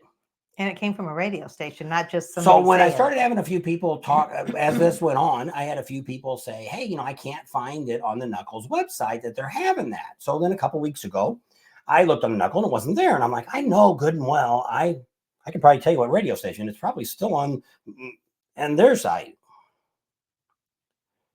Quiet Riot playing at the Knuckle Saloon. And it was from this year. Yeah. So it's radio station 95.1. It's still there. It comes right up as the #1 search. And that was it's pages down. Pages down. You can't even see my phone. So there it is. Pages down. So, but at that point, even the last time I was there, it said, so you can still read it here. It says the rock and roll phenomena that is Quiet Riot will perform a free show on Wednesday, August 7th at 10 p.m. right here at the Knuckle Saloon. That's fabulous. And I even went back and looked. Maybe it was from last year, which they didn't play there last year. You and I really no, it was messed up 2024. When you put your phone up there, we're very blurry now. I don't know. It looks better now. You can actually see us. I think we're really blurry. Yeah. So I had her call, and then I said, go ahead. We tried to call the Knuckle, and they just got somebody in the office, and they just said, we don't know. We don't know what the bands are. We don't know. So I said, well, call the radio station. So she called the radio station and said, well, you need to talk to so-and-so, so-and-so, and they'll call you back. Never call back. So then the next day is when Buffalo Chip announced they were having Quiet Riot. So that's when usually you want to flip that light on and off. It'll probably usually what that it happens is they turn it off for a second. Now turn it back on. All right, it's a little different. What happens is usually they sign this exclusive clause that they can't play any other venue within that month for within a 30-mile radius, something like that. But so that was kind of weird, thinking that the Knuckle was going to have them, and then 2 days later the Chip was going to have them. It's like the Chip would have had it first Monday, and then it would have been there on Wednesday. So I don't know. I don't know what happened. Maybe something was announced. Lost my glasses. And maybe something was happening with the radio station. They were going to have them there, and they made the announcement. And maybe something happened with the Buffalo Chip, and maybe they already had a contract. Who knows? Who cares? Doesn't matter. They're not going to be at the Knuckle. Andrew says Jelly Roll is an awesome live, plus he's a very down-to-earth entertainer as I've ever seen. Class act for sure. And I'm saying the same thing. I think that if you stay to the very end, he's going to be in the crowd drinking with everybody. I think he's that kind of guy. Now, we probably won't stay to the bitter end, but I'm hoping we can at least meet him. I'm hoping that'll be somebody we can maybe get a shot with before the concert starts. We're going to talk. We already called Rod the other day. We didn't say that's what we were going to ask for, but see if we can get that done, because we don't know what all is going on in Sturgis yet. We know some dates already of things we're going to be doing. If you want to get your little calendar out and write it down. That's what they've asked. They want to know if we've had any meets and greets set up or any rides we're going to be doing. So a couple of things. We do have a ride we're doing on June 15th. Way before Sturgis is. June 15th. We are going with the Sons of Silence. That's Motorcycle Club, 1% Club. They are leaving from kickstands they take off at 12 noon, registration at 11. And the money is they're collecting money for the Women's Crisis Intervention Shelter in Sturgis. There you go. And they've done this a couple of years. So we know some of the people in Sons of Silence. So they've invited us to come along with them. And it's open to the public. Yep. And so if you're in the area during that time, come on out with us. And it'll be a great ride. There'll be no trouble or anything like that. It'll be a great time to meet some great guys from the Sons of Silence. They actually have a home base in Sturgis. You don't really see their house because it's back there in the back. We can't go there. They don't allow people that don't belong to the club. I'm not looking to join any clubs. So it's good to have a few friends there, and that's enough for me. So that's low places. Yeah. So that's one of the events we're going to do. So just to kind of give you a few things going on, that Friday, opening day, which is the second. I think it's the second. Somebody coming in? I don't care. You need ice cream again? Sure. Why not? Yeah, Friday the 2nd. I want a malt. I don't need blizzards. Ice cream time. We already had one ice cream. But it's hot in here. It is warm. I was going to turn the on. So I'll text you what I want. Hey, come in and say hi. Oh. No, you don't. It doesn't matter. You got to So this is our youngest daughter, Mindy. She's been on camera before with the boys. So this is her house, and here in Kansas. So this is who we came to see. My baby. This is my baby. And Tucker. And Tucker. Where's Tucker? So this is Charlie's replacement for her. For her, not for us. I don't think anyone can say Charlie's place. He's like a big teddy bear. Yeah, you can do anything to this dog. You can drag him around, flip him in the air. He don't care. All right, so, I'll text you what I want. So on that very who's Landon? Oh, all right. You got to tell them what you want. They're not there. Why don't you just write and tell them what we want? So what we're going to be doing. So on that first Friday, August 2nd, we will be at the Buffalo Chip. They have that big meet and greet to meet influencers, which are YouTubers. There's also a couple other people there, podcasts and things like that that'll be there. It's a pretty good chance. If you ever want a chance to meet a bunch of YouTubers, that's a good place to be. About the only person that didn't make it last year was the Monkey Man. The monkey didn't come because there was another one at Kickstands. Yeah, and so he was over there doing that. He'd already promised because I think Jasmine King was playing that night there, and so he was already committed there. So I don't know. He may have already. I don't know. I don't think he's predicting where he's going to be yet this year. So that's going to be the first Friday night. We will be Friday. We'll be there for the meet and greet. It's in the afternoon. Starts probably around 3, goes to like 5, and then they break the beer cans and all that, and they have all that stuff's going on. So we'll be there for most of it. We'll be there for the meet and greet at the top of the hill. Be a chance to come see us and see a bunch of other YouTubers. Her Two Wheels was there. Adam Sandoval was there. Harley Frank. Vixen girl. Highway Vixen. She was there. There's a bunch of other ones that I don't know. There was a ton. There was a lot of people there. Yeah. So there was a bunch of people, but it was a great time for you. If you wanted to meet a bunch of people. Oh, that's right. What? Neil wanted us to say that the prices went up through the American Legion for dinners, went up $3 from last year. So if it was $9, now it's going to be $12. Well, we don't know the exact price because you were saying different prices. Yes. It went up $3. Just tell you that. $3. Prices are probably going to go up everywhere. If you haven't figured that out yet, it's going to cost you a little bit more this year in Sturgis. Groceries are more. It's going to cost you more at the store. It's going to cost you more probably for a beer. But they're still going to have dollar beers at Woody's bar down there at the arena. Woody's there. Watering Hole. There you go. Right next to the Domino's. It's called Woody's Watering Hole. They have $1. Last year it was Coors Light. I don't know if it's the same beer every year. $1 hot dogs and $1 beers. It's from 9 in the morning till 5 at night every day. Yep. So right before the concert starts. So if you don't want to drink during the concert and get all those high-priced beers, go down there a little early, drink your heart's content, and enjoy the concert and go home. There you go. And we'll be around to tell you all the prices of what the beer, like we'll get to the Vets Club and we'll find out what their price of beers and drinks are. So we'll give you all that idea before you get there. Because there's great places to eat and drink around Sturgis that you don't have to pay that price that they're getting on the street or at some of the bars. All the bars change to a little short menu. It's, if you can get there the weekend before, you can do a lot. The weekend before pre-rally. Yeah. A lot of things. You get all you can eat beef tips, all that stuff's going on. The only good thing last year was, which I hope they don't do it now, the Pizza Ranch. They didn't raise their prices last year. So it was like, I don't know, it was 13 or 14 bucks. All you can eat. You can also meet, if you're, what's his name? Hootie Hop. Oh, Scotty Too Hottie. Yeah, there you go. Scooter Tramp Scotty. Scooty Hotter. Scooter Tramp Scotty. He's there every day at lunchtime. Around 1 o'clock, he comes in if you want to meet him. He's always there. He eats his one meal a day there, and that's what on his budget. And so there's a lot of ways to meet a lot of great YouTubers. There's a bunch of people come out there. A lot of times you got to catch some of these other YouTubers just running around because they don't really do venues like we do or some of the other YouTubers do. I don't know like I say, the monkey hasn't said what he's doing yet. I haven't seen anything. We didn't talk to him yet. About what he's planning on doing. We do have another YouTuber, if any of you know Nomadic Fanatic, which we've had him on our channel a couple years ago in Daytona. He's supposed to be coming to the rally this year. So we got to get a hold of him when it gets a little closer. We'll call him and see where he's staying at. And he'll probably be on our channel. But you're going to mess the phone up. Well, that's the oldest daughter. She's the one that still lives in California. So that's Kimberly.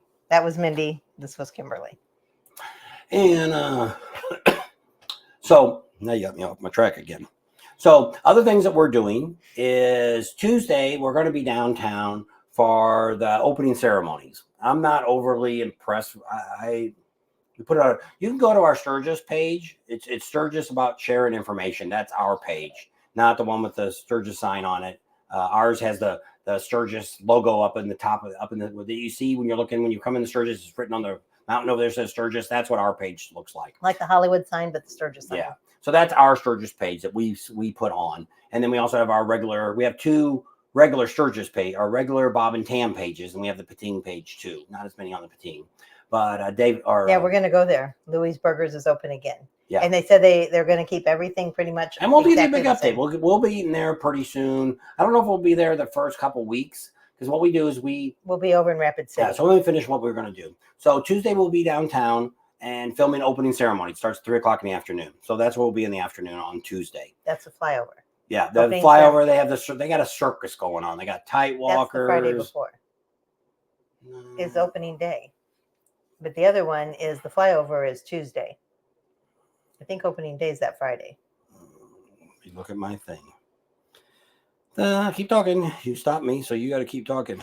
So, so we have the two daughters, and each daughter has two boys. So we have 4 grandsons. So we never had any boys. So I said, there you go. When the youngest one had the first grandson, or the first child. So she said, there you go, Dad. She's like, that's August 2nd. That's Friday. So we may not be down there then, because that's what they're having downtown is called the All American Thrill Shows coming in. I don't know who they hired. Looks like a bunch of girls. High flying, fire show, stunts, aerobatics, aerialistics, and dare darlings. So it looks like it's all girls that are putting on this. So that's going to be opening day downtown. That Friday. On the 2nd. So we won't be there. We'll be doing the one at Buffalo Chip. So Tuesday is a flyover. We'll have to find out when the flyover is going to be. So sometime on Tuesday, they have their salute to the soldiers and stuff. And they do the flyover and all the military stuff. And we've never been able there because we've always been out at Topless Tuesday. Not going this year. Got somebody else going out there for us again this year. And see if they'll advertise for me again. Thank you, Topless Tuesday, for talking bad about me. I think I made about $1,600 from you. Maybe more than that. Maybe by the time Sturgis comes, that'll be my biggest money-making video. And it's from 3 years ago. People are still watching it. Nothing wrong with that. Except for the morons that write me and say, "Oh, you're not showing any boobies. Why can't I see?" Dude, but where are you going? You can't see them on YouTube. Yeah, we make a medical channel. We can do that. But you don't make any money on it. But we ain't doing that. So we'll be there. Wednesday, we're going out to the Ham Jam. Now, if you want to do a ride with us out to Hewlett, that'll be definitely a ride we'll be doing. Yeah. So you can email us. Well, we'll put some information up on that, but just think about it. That's why I said get a piece of paper out and write some of the things down that we're going to be doing. Thursday night, we will be at the Buffalo Chip because they're having Mike. I don't think he's on the night. No, I haven't seen it. And he's doing the military. They call it Freedom Fest. Yeah. They put we'll also film the flags whenever that is. They usually do that the weekend or so before the rally at the Buffalo Chip. July, but we don't know. He hasn't given us dates for that yet. So we'll let you know when that is. But they'll have a military appreciation day. Freedom Fest is what I think they call it at the Buffalo Chip. So Mike's doing a bunch of that. They got the couple that got married. And so they're going to do a bunch of stuff with that. And we're going to be there to film that and be involved with that. Kid Rock is also playing that night. I don't know how late we're going to stay there. But that's kind of what we're doing on Thursday. Friday, Saturday, at the end of the week, we have no real plans. We will have a meet and greet at Kathmandu. My thought right off is maybe Monday or Tuesday. Monday. Tuesday's the flyover. Well, but I don't know what I don't know. We'll have to see. But Tuesday's the 3. Is that what they said? That's what Neil said. So we'll see. Well, so maybe Monday will be the meet and greet at Kathmandu. Or we might even do it like a Sunday. I don't know. The Sunday before. Because we want to try to maybe do 2 at Kathmandu. Because sometimes we get people that come in the first time of the week and they come in the second time of the week. And we maybe even do one before the rally starts. Maybe we'll do something that first week. maybe Wednesday or something of that week. We'll do something pre-rally, because a lot of people come out for pre-rally now. So those are some dates to kind of look at. And as we get closer to the rally, we'll be able to give you a little bit more dates of what's going on. I'm not a big meet and greet person because what ends up happening, we meet so many of you out on the road at these rallies and at events, and we're going to do our best this year to keep you informed on Facebook. If you're not a Facebook person, I'm sorry. But you need to get on Facebook, at least go to our channel. And you don't have to write anything. Just watch our Bob and Tam page. It won't be on the Sturgis page, but on the Bob and Tam, we'll tell you where we're going to be. Hey, we're getting lunch here. We're on our way to here. We're on our way to Deadwood. Whatever we're doing, we'll let you know. And that'll be your best chance to keep track of what we're doing. Because things change drastically with us. Because sometimes same thing we're just like you. We get there and somebody says, oh man, you know they're doing this and this over there?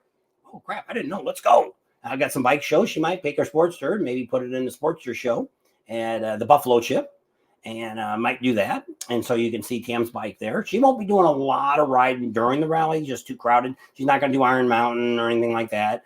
We all have been told that Black Hills Harley is going to set me up with a couple of the big new touring 2024s to take out on Iron Mountain and Needles Highway. So they said, when we get there, look, come talk to us. Because we're trying to get them from corporate, but they said they'll work us a deal or work me a shot and then let me take a bike out.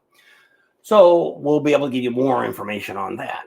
And because everyone wants to know, how's that doing on those twisties? Well, I don't know. Ain't going to find out in Florida. You ain't going to find out during the rally, because I'm not going to take, at any rally, I'm not going to take a corporate bike out and go riding out on roads like that with 20 million other people. No. I ain't interested. We always talk about that. We're always going to do a Saturday and sit out there and just take video, film everybody come through, and then just post it on there. And then you guys could save the picture and you could download it. And you can print your own picture out instead of paying $25 for them guys selling them. But we never get around to doing that. And tried to get my buddy Art to go out there and take pictures, but he didn't do that either. And what? And Neil was saying that something at the Air Force, go to Air Force Base and take the ride. They are setting everything up, even parking. You used to get 2 free beers until somebody got hurt. And then he says it goes through Von Acker Canyon and Nemo, I guess, the ride that they do. So you're talking about going out to the museum out at the Air Force Base? What's the Air Force Base out there? I don't know. It's not Edwards. It starts with an E. Somebody will tell us. Yeah. And so there's the Air Force Base out there. It's kind of neat to go to. We might make it to the 1880s town out there, too. I don't know. We're going to have to see how far it is. And maybe when we go out to the Badlands. Yeah, I'll have to pace it all out and see if we can make it out there. That's a cool thing, but I don't know how far. I'm betting it's 100 and something miles. It's a long trip. This 90 miles from Sturgis just to the Badlands. Yeah. So this year we're going to show you. Dogs barking. They're home. Our ice cream's here. And so that's some of the exciting things that are planned for Sturgis. And like I say, we're going to be getting up there really soon. Got a lot of stuff. So I got a couple of videos coming out. Like I say, tomorrow we got a great video coming out to kind of start. If you're still thinking about going to Sturgis, or you're wondering, how crowded do you think it's going to be? Tomorrow's video is going to tell you that. So I ain't going to give you any sneak peeks or tell you anything about it because you got to watch the video. We did Ellsworth. I told you it started with an E. Yep, that's it. We're going to also show you where you can get the most reasonable cabins. Oh, yeah. Not a Kathmandu, but close to us. And nobody, Neil, don't say nothing to nobody. And we'll show you, give you the phone number. 1880s town. Yeah, I think it is. And I think the problem with why this guy hasn't sold out yet is because when you Google it, it's got the wrong phone number. You have to go to his website to get the right phone number. So we're going to put that phone number on tomorrow's video. Actually, I put it on there for all the different places that we're going to show you and talk about. We either give you a website or we give you a phone number to contact these different people, to where if you want to help start planning out your trip to Sturgis, this is our first steps to get you closer to coming. So what part, Myron? He says 385 is closed. I'm like, yes. We will talk about 385. Yes, 385 has been having construction start after the rally last year. There's parts of the 385 that's completely tore up. Parts of it is completely closed. We will give you a weekly update on 385 because according to South Dakota, and if you know anything about South Dakota, they always pretty much get the roads travelable to get to where you have to go. Now, we have been on the 385 down at the other end, down at Spearfish Canyon. down there where that bar's at, which they are officially back open too. Cheyenne Crossing. Yep, they're officially back open too. The hamburger place that burned up down the road, nobody's built nothing. Sugar there. Shack. Yeah, we hear nothing about them coming back. So we'll talk about all that when we get to Sturgis, because we're going to show you all this. We will ride 385, and we'll show you the places that there's constructions going on, where there might be chat that you might have to ride on. She got a large. Things like that. Geez, I don't drink it. It's large. I know. I said small. Geez, she got a baby one. I said mini, and I said him a small. It's thick as crap. So this was probably close to 20 years ago, but there's all three of us. Can you see it? It's all fuzzy. That's good enough. But Kimberly wasn't smiling in the other one, so they both had my smile. So that's kind of what. So we'll give you. That's one of the reasons we're getting to Sturgis so early too. To give you, we always give you construction updates. Petrola North. That's always been going on. But what they do in the Black Hills in South Dakota, all of South Dakota, is during rally time, all construction stops. Unless something drastically happens, they have to go out and fix a hole in the road or something that happened. You're not going to see any construction crews during the rally. Now, up to the rally, yes. After the rally, yes. They don't count pre-rally. They start from the second on. There'll be no construction. And they've had construction. They've worked on the bridges. They've done all this. We'll give you an update of the exit there at kickstands. You know, the ramp should all be completely done by now. They're going to run the 79 through there. We'll have to see what they've done. I'm thinking they probably haven't done anything, but you never know. He didn't have as much snow this year as they did the year before. So they might have gotten a lot more done than they were anticipating. Thank you. My babies. But the 385 is a 2-year project. So it will not be completely. What they're doing is running 2 lanes both ways, widening it because it's a road that actually goes, I believe, from Custer all the way down to Spearfish. It's a main thoroughfare. That it goes all the way down to that town in Wyoming, I think. It's a good back road to take to avoid the traffic on, but I mean, the 90's not that. I mean, the 90's just boring. It's just a highway. It's pretty much straight. Where if you get on the 385, there's some curves. There's no jackknives or nothing like that. But there's some nice sweeping curves at times. And there's a lot of deer. Got to watch out for them. There's deers everywhere. But you never put that video up, did you? Yeah, I put the one where the deers ran in front of us. It did a little dance? Yeah. That was in the middle of the day. And they just came right on the road. And then they were like, uh-oh, there's people there. And then they ran off. They were far enough ahead that I could see them coming across the road. Yeah, but when you ride your motorcycle, you have to be prepared all the time. We had one of our subscribers, Tony. He actually hit a deer right in front of the high school heading towards Glencoe out of town. A couple years ago. Came right out in front of him. He didn't see it. All he seen was the butt hit his windshield, and his wife kind of peed her pants a little bit, and he upped the bike up, and he was like, what the hell? And you could see it kind of going across. He kind of stumbled and got up and ran off. It was a smaller doe. But, I mean, you just got to be observant all the time, especially in the Black Hills when you're riding. Because like I say, even in Sturgis, that is the Black Hills. All that area is considered the Black Hills where you're at, all the way to Custer and all that. So you really got to pay attention when you're out there on the road, because you never know what kind of animals could run out in front of you. You also got to watch for other bikes. Iron Mountain and Needles Highway is not as crazy as the Tail of the Dragon. Now, we could have rode the Tail of the Dragon, but we ended up not doing it because of all the construction they're doing. They're actually having more accidents right now with the construction they're doing down there. They're trying to fix the edge of the road, give more run. They're putting some cones, and they're not cones, but those little flexible things and some of the curves, try to keep people in their own lane. And that's the problem and we talk about this, and we'll talk about this. I'm not telling you shouldn't ride Iron Mountain, but we're going to show you a road that runs along the train. And it's pretty much got a line through most of it. And if you can't ride that road on those curves and stay in your lane, you have no business going to Iron Mountain or Needles Highway. So it depends on your skill level. If you don't go someplace where you're going to hurt us because you can't stay in your lane, or that you're going to go off, because sometimes like this, if you just get too close to the edge of the road, you're going to kill yourself. You're going to go off the road. There's rocks, trees. You're going to bust your head wide open. Doesn't matter if you have a helmet on or not. People do die with helmets on. So you just got to don't do something. And as I say, we'll talk about it on rides. If you're an unexperienced rider, get your asses up early in the morning, avoid the weekends, get out there by 8 o'clock. You get out there on Iron Mountain Road, Needles Highway, and you can ride those rides, run 10 or 15 miles an hour. You're not going to see a whole lot of people out there that early. You might see us out there, but you won't see. And the second thing is pull your butts over. If you're somebody that's not an experienced rider and you look in your mirror and you see 4 or 5 bikes behind you, even if you see 2 bikes up on top of you, there's plenty of turnouts there. Those little areas there, you can stop, take pictures. You can take pictures of bikes going by. Look you can stretch, take a drink, let bikes just go by. And then when they go by, get behind them. Why be the clown that's doing 15 miles around, down all the way down Iron Mountain? And you'll say, well, you're the guy doing 60 or 70 down the mountain. That's not right either. It's not, but that's why we go. Most of the people that are going down, they're taking it.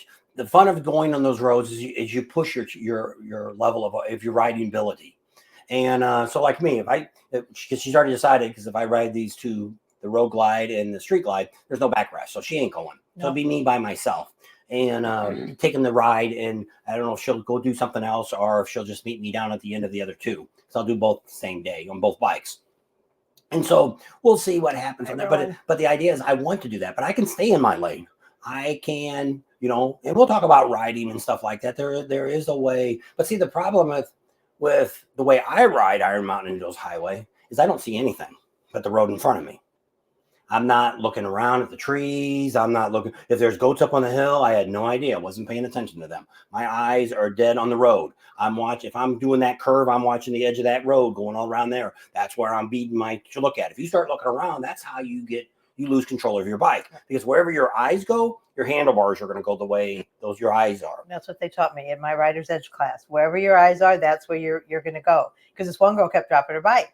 And so and that's what he kept saying, watch where your eyes are. And that's what she'd do. She'd go to turn and she'd look at the ground and boop, there'd she go. And so that's what I try to do too. If I'm going around a curve, I'm like, okay, where do I want to go? Where do I want to go? And I watch where I want to be. And that's the way you do ride a bike. If you want to be running fast, but if you want to do, I want to enjoy riding Iron Mountain. Like I say, don't be doing it on the Saturdays and the Sundays. Because everybody's out there on Saturday and Sundays. And you're going to end up not going to enjoy it because you're going to have to wait 20 or 30 minutes, maybe longer, to get through the tunnel because people are stopping. They're taking pictures. People are in cars. Somebody's in a U-Haul truck trying to turn around, which we've seen that. Trying to go through the eye of the needle. And there's a lot of stupid people, not bikers, but just stupid people in general trying to do stupid stuff. I mean, we almost got ran over. This is weeks before the rally started by some foreigner was in a car, and I'm yelling, and he's in our lane coming around a turn. But he's looking over that way. He's not watching where he's going. And I'm yelling and yelling. He probably didn't speak any English. But I mean, there's a lot of stupid things, and you just got to be aware of what you're doing. We'll talk about that. We recommend, if you're going to do Iron Mountain Needles Highway, start it at about 9 o'clock. Be there around 9 o'clock in the morning. The dew's off the road if there's anything like that. And you can have a pretty good time. We took a group last year, did Iron Mountain. And I had 2 bikes, I guess, kept up with me, and the rest kind of stayed behind. And that's fine. You ride at your own pace. But we got to the bottom of the hill. We waited for everybody. Yeah, and it is. And everybody should enjoy themselves, But taking a trike and stuff like that on it, and trying to think you're going to go out there and you're holding everybody up. Pull over.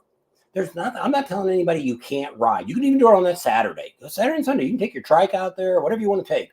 You want to take your Mercedes and run up and down, or your Maserati. But when we come up behind you onto our motorcycles, pull your butt over. There's plenty of turnouts. And that's what turnouts are for. Look it up. Turnouts are for you to pull over and let vehicles pass. Now, they don't have the signs out there like a lot of roads, highways have, where they'll say, please use turnouts if you're a slow-moving vehicle. If you're having bikes behind you, you are a slow-moving vehicle. So, our Sturgis talk. 2 hours. You've been on 2 hours? Mm-hmm. Well, 30 minutes. I was kind of screwed up. Sorry for that this morning or earlier today.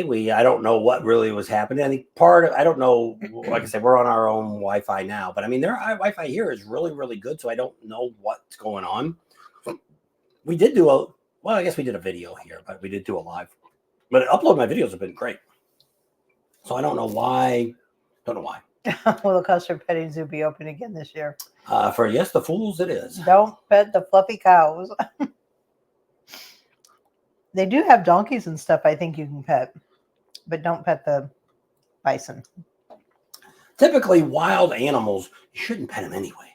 Even the pretty Why little don't you tell them fox. what we got to do today? Well, they get to watch the video. Wait till you see what we did today. That's It going was to come really out fun. next week, Tuesday or Wednesday. I'll have that video. I just downloaded all day. I can't believe we did two events here. One of them you've seen a short on, but I did some video of it. And they got a few things to do here in Wichita, Kansas. Not a whole lot of stuff to do, but they got a few things going on. So we kind of did a couple things today, yesterday and today, because our daughter's off today, and she works from home. And so we wanted to go out and do something with it. Last time I was here, I worked my butt off for 2 weeks. I put the fans in and all kinds of crap I did. And so this time I'm not doing nothing Do you yet. not have a motorcycle endorsement, Rowan? What? He says, I want to get to the 85th early for riding if I can get a bike license. Does he have to get one over here in the States? No, you should. You're foreign. I believe the foreign license. I don't know. But I mean, our driver's license is good in Mexico and Canada. If we go over there and want to rent a car, our out of state license, our out of country license work there. Dad goes over to Europe and rents cars. So I don't know. Maybe he doesn't have an endorsement at all. He might not. He definitely need an endorsement because that's what one of the rallies we talked to. I don't know which one it was. They said that's one of the things that they get with a lot of the older riders. Guys been riding for 30 or 40 years on a bike, never had a motorcycle license endorsement. Well, they got to write a ticket for that. You got to have a license. Even though the guy can probably ride better than most of us, they've got to have a license, got to have an endorsement. They said that's one of the times when they pull you over for other things and they look at your license and go, dude, you don't have an endorsement. Got to get that endorsement. You should always have one. Doesn't matter what the story is, unless you're out going to ride dirt bikes or something like that. Something to think about. I got a shot for this cough, and it's not all the way gone yet. I might have to go get one more before we leave, if they'll give me another one. Probably won't. But, so, pretty exciting. So I'm excited about Sturgis this year. Hopefully there'll be good weather. The temperature won't be too hot, won't be too cold, won't get too much rain. Not too much humidity. I'm tired of humidity. Yeah, because here we were really good in Daytona. It really didn't get that hot this year in Daytona this year. Leesburg started getting a little hot. Panama City had a couple days. It was hot there. And then we got to Myrtle Beach and it was hot pretty much most of the time we were there. There were a few decent days, but St. Louis was humid. Oh. And so it's well, we don't have the bikes out. We left the bikes in the trailer. We actually had to take the trailer down the street to another person's house and leave it because their driveway was sloped and it probably wouldn't have slid down the driveway, but I think that they got HOA and my daughter has no idea what the rules are. And there's no trailer sitting out here or anything. I didn't need somebody. So ended up finding our oldest grandson had a friend in school that her parents had a big house and yard. So it's parked over at their house. That's about a mile or two from here. And so she got to install the refrigerator. So got something out of it. Oh yeah. Cause ice was that thick in the refrigerator. What was happening? I don't know. It does that once in a while. And so that's what we're kind of doing now. We'll be here, like I say, till Sunday morning. Sunday morning, we head out of here and we head to Sturgis. We're planning 2 days. Let me look at the distance here because we're actually going to Rapid City. The reason we're staying in Rapid City for the first 2 weeks, one, it's part of our camping club, and we already paid the dues, so we can stay there for it. It's a really cool campground. I really like that one. They got a swimming pool, and they've got. That's where Charlie got bit by a snake. Yeah, but distance to Rapid City. Actually, it's not too bad. 683 miles. Oh, he has to get cataracts removed before he can get his license renewed. Well, do that, Rowan. And good luck. Most people that get cataracts. My mom had hers done, and then she pretty much. I took her and brought her back home because they said you're not supposed to drive. But I mean, next day she was already out driving. She was fine. So most people that have cataract surgery, I had LASIK surgery done years ago, so I didn't have to read for nearsightedness, which always makes no sense to me. Why it's called nearsightedness? When you can't see far away. Yeah, unless they mean you can see near. I don't know. I always thought that. I always got mixed up with that. No. But now I have to wear. It's good to be able to see. Yes, now I have to wear glasses. Readers. And for the reading, which they say that makes it worse after you have that. Now they got some other new surgery, but I mean, I had this done early 2000. I had my eyes done. Probably 2000 into 2002. Probably. When we get June, July, August, September, October. I wouldn't say you did October, November, December. Maybe it was December. Couldn't tell out there because weather was the same all year round. Which is great about California. You know what you say about California? The weather is great for riding, and you can ride all year long. You don't have the humidity as much. It's not all sweaty, hotty all the time. And It is changing though. And it used to stay between 75 and 85, 90% of the time. Got a little cooler than that in the winter, a little warmer than that in the summer. But yeah, it changed now. Now it rains a lot more than it used to, and it gets hot. And it's weird. It's. I'm not saying it's climate change. No. I'd say a lot of this is people go back and say 100 years ago. You can go back and look and stuff, and some of the same weather. I always say when they say it's climate change, why is some winters colder? Hopefully. I mean, with all these tornadoes and stuff, I don't know what the heck's going on. Don't know. Jesus is coming back. Could be. That's very possible. Hopefully, we'll get a few more rallies in, and for us all at least over. to the 85th, huh? And so we got a lot of things we go up and get back to the shop and start working on that, getting some bikes fixed up, get my chopper fixed up. And we're hoping to be in Daytona next year. We're going to see about our sponsors. So the sponsor that we have right now, he paid with the money he put in was enough to pay for the airline tickets to go to Bikes, Blues, and Barbecue and to go to Ocean City. So hopefully they're going to, Ocean City's already taken care of. So we should have a bike there to ride, a car rental, and a place to stay. And then we're flying in. So that's all taken care of there. Bikes, Blues, and Barbecue, they're supposed to call us next week and get everything kind of taken care of there. Or I'll call them. They've had a lot of issues. One of their employees died. They just had a really bad tornado. I wanted to talk about that. We didn't make a video on that. Rogers got hit really, really, really hard. A lot of the businesses are gone, wiped out a lot of the town. We got a hold of Pig Trail Harley and said they were okay. Their only damage was I think one of their trailers flipped over and one of their outbuildings, I think, got destroyed. But the building itself is still there. And they said all their people are fine and none of them got hurt. I think about people died down there. So pray for all the people down there. Anybody that had in the tornado area. We're thinking more about our areas that we go to for motorcycle rallies. But I mean, they have tornadoes here. They had a bad one in Texas and Oklahoma. And, it's just, that's one of the reasons we moved to the West Coast is we lived in all this mess. And we're tired of tornadoes. We never had to deal with it. That's like Florida. I had no idea Florida had tornadoes. I knew they had hurricanes and tornadoes. And then last year somebody said tornado. Damn, that's double trouble. I ain't never going to live there. No, that's why I want to fly in. Be there as little as possible. Now they got fires too. Yeah. So they have the worst of all worlds. So where we're at, we don't have nothing. Down. We have 2 seasons. It gets windy. We have 50, 60. Well, we did have 125 mile an hour wind a couple years ago when they had the shop built. And that's average, 50, 60 miles an hour daily. So that's a pretty normal for us. And we do get some microbursts once in a while. But I mean, so we have windy and heat. Yeah, and it does get hot, but the humidity usually stays low. Like most of them I've been looking now, they're around 100, but it's 3% humidity. So it's like 80 degrees anywhere else. So you don't sweat as much, but you got to watch because if you are doing something, you got to drink a lot because you don't sweat to realize you're dehydrated so fast. But when we think about it, we probably live in one of the best areas because we don't deal with any of that. We don't have any fires. We don't have any flash floods. We have no natural disaster. Hurricanes, any of that tornadoes, snow, none of that crap. None of that we have to put up with. So Neil says his last might be the 85th. Might be ours too. Yeah. Never know. Yeah. So we'll see what happens. And then I'm not going to say never is never, never, never, never, and you don't know. And something could happen. We won't be there after that, but I mean, or before that. But at this point, that's our plans for this, for the future. As we get within the next month or so, we'll be able to tell you about the rallies for next year. We're already thinking we got Myrtle Beach down because we have a timeshare that's actually there. If we can get in there, we usually will know about. I think we can book 6 months ahead. I think. I don't know. We got to look and see. Might be able to book a year in advance. I don't know. We have to check about that. I think we can get in there, and it's a good hotel. They let you put your bikes inside the garage and all that. So we went down and checked it all out and looked at it. Get a bike. Yeah, we can get a bike. That's the other thing we're trying to do. So what we're looking at in the instances that we have somebody to talk to in Daytona about staying at a place there. Plug in.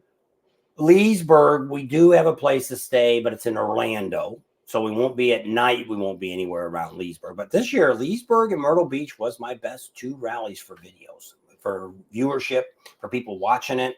Oh, by the way, we're very close to breaking 25,000. We didn't make it during the rallies. But bad thing is we don't talk about it enough to remind people that, that we do. We're like 30 away. Not even 30 that. people. Not even that.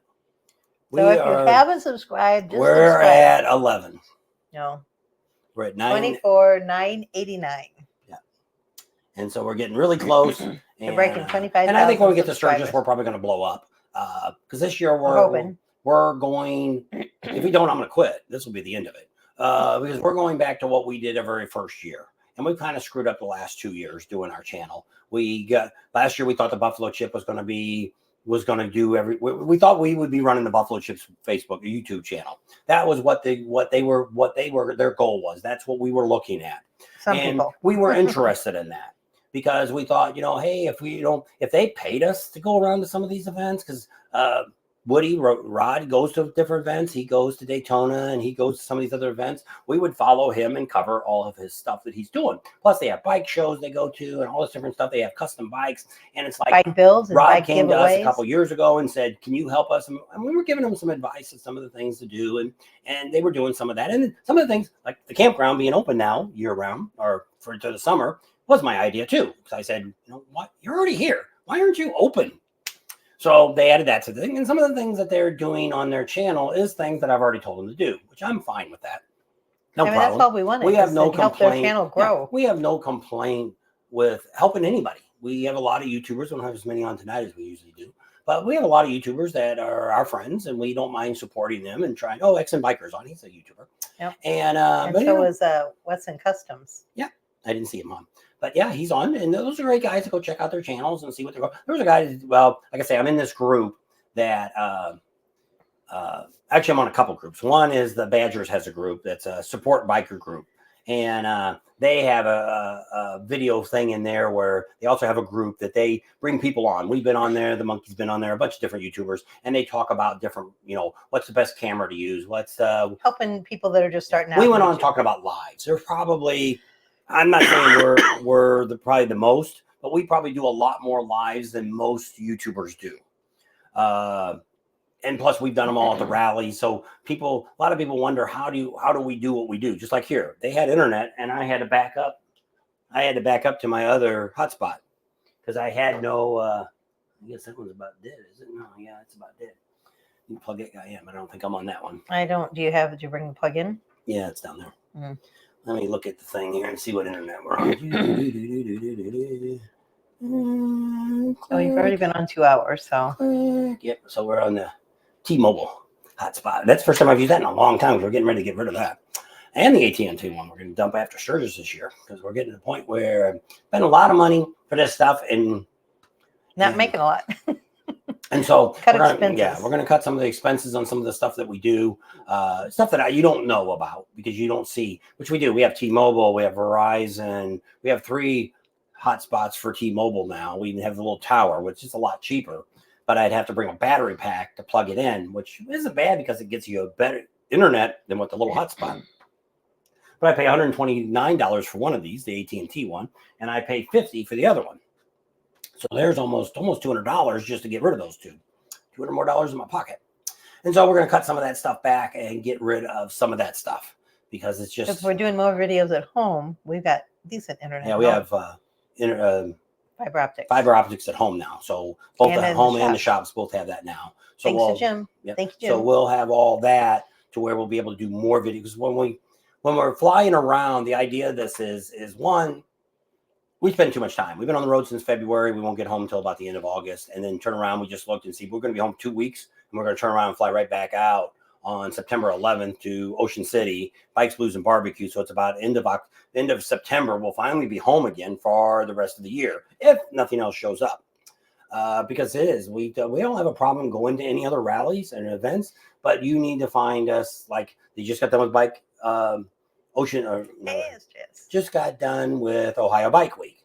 Also, somebody was on here and said he was at Americade. Those both are great rallies. Never been to either one. But for us to go to that again, we have to, even to go to that rally, we'd have to be sponsored. We just can't justify going to any more extra rallies. I was really looking to get rid of Myrtle Beach. But once again, I get really good viewership this year at Myrtle Beach. I got it the last 3 years. I've had really great viewership. So, but the problem we've got so far is a motorcycle. Second thing, so the things we look at, our sponsors are probably going to be enough to where they're going to pay for our airlines to get in. So then the next thing we're doing, we're looking for places to stay. I think we'll know when we get to Sturgis if we have a place for Daytona. So we were going to go to Biketoberfest. And the people that put Biketoberfest on have approached us twice wanting us to come to Biketoberfest. Well, we contacted them when we got home and not heard from them again. So I'm assuming we're not going to be at Biketoberfest.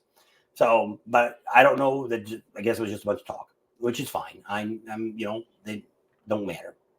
But so we look at now to see where we're at. I'm pretty sure if like when we go to Biketoberfest, or not Biketoberfest, Biketoberfest, we probably could get a motorcycle. We could probably get it from the dealership. They'd probably do something with us. But I don't know. We do have a couple options there. We could talk, but I'd rather go to Daytona Bike Week than I would Biketoberfest, to be honest. So at Leesburg, we have one more chance to do Leesburg again because we have one more. We have a little cabin we can rent, a trailer that we can rent through our organization that we have, Thousand Trails. We have one more free one next year. But we'll be all the way in Orlando. So it's about a 30-mile ride to get there. And I do not, which the very first year we went, we stayed farther away like that. And I don't do nighttime riding. So we won't be over at Windy Acres or anything like that next year. We'll do stuff downtown, do the dealership, and that'll be it. I'll go over to Windy Acres during the day, but nothing at night or anything like we did this year. Most of that stuff I had to put on our Patreon channel. If you go to our Patreon channel, you can see the painted girls we're seeing. And the party games. We did 2 party games. We may do some of those. What you're looking for? The contact us. Looks more at the top. Oh. So Chip, if I don't have your number, email us your phone number and I'll call you back or text you our number. He said he wants to meet up with us in Sturgis. He's been on a few times, I think. And that's the best thing to do. If you want to contact us, want to find us at a rally, you email us. We have several emails. We got to contact us. We got the Bobs and Tams. You can just go to bobandtams.com and you can go down in the message. You can write that. And she has to respond to you. I do read it. So if you go to our website, bobandtams.com, she has to go in because you have to log in and my phone's not automatically doing it anymore. So I can't respond to those emails. I tell her and one she did, the other one she didn't do yet. And because I can't, it's a different password from all my other passwords that I use. So I don't know what it is. And I don't have it. So, but I do see the message to where if somebody sends and say, hey, my name's Jim and here's my phone number, I'm going to be in Sturgis. Then what I do is I grab the phone. We have one phone that we use. It's a Pating phone that we use that we let everybody call. We don't give that number out because right now it does not get spammed. But the only phone we have, it doesn't get spammed. That's our Verizon Visible phone. And we'll text you and say, hey, here's our phone number.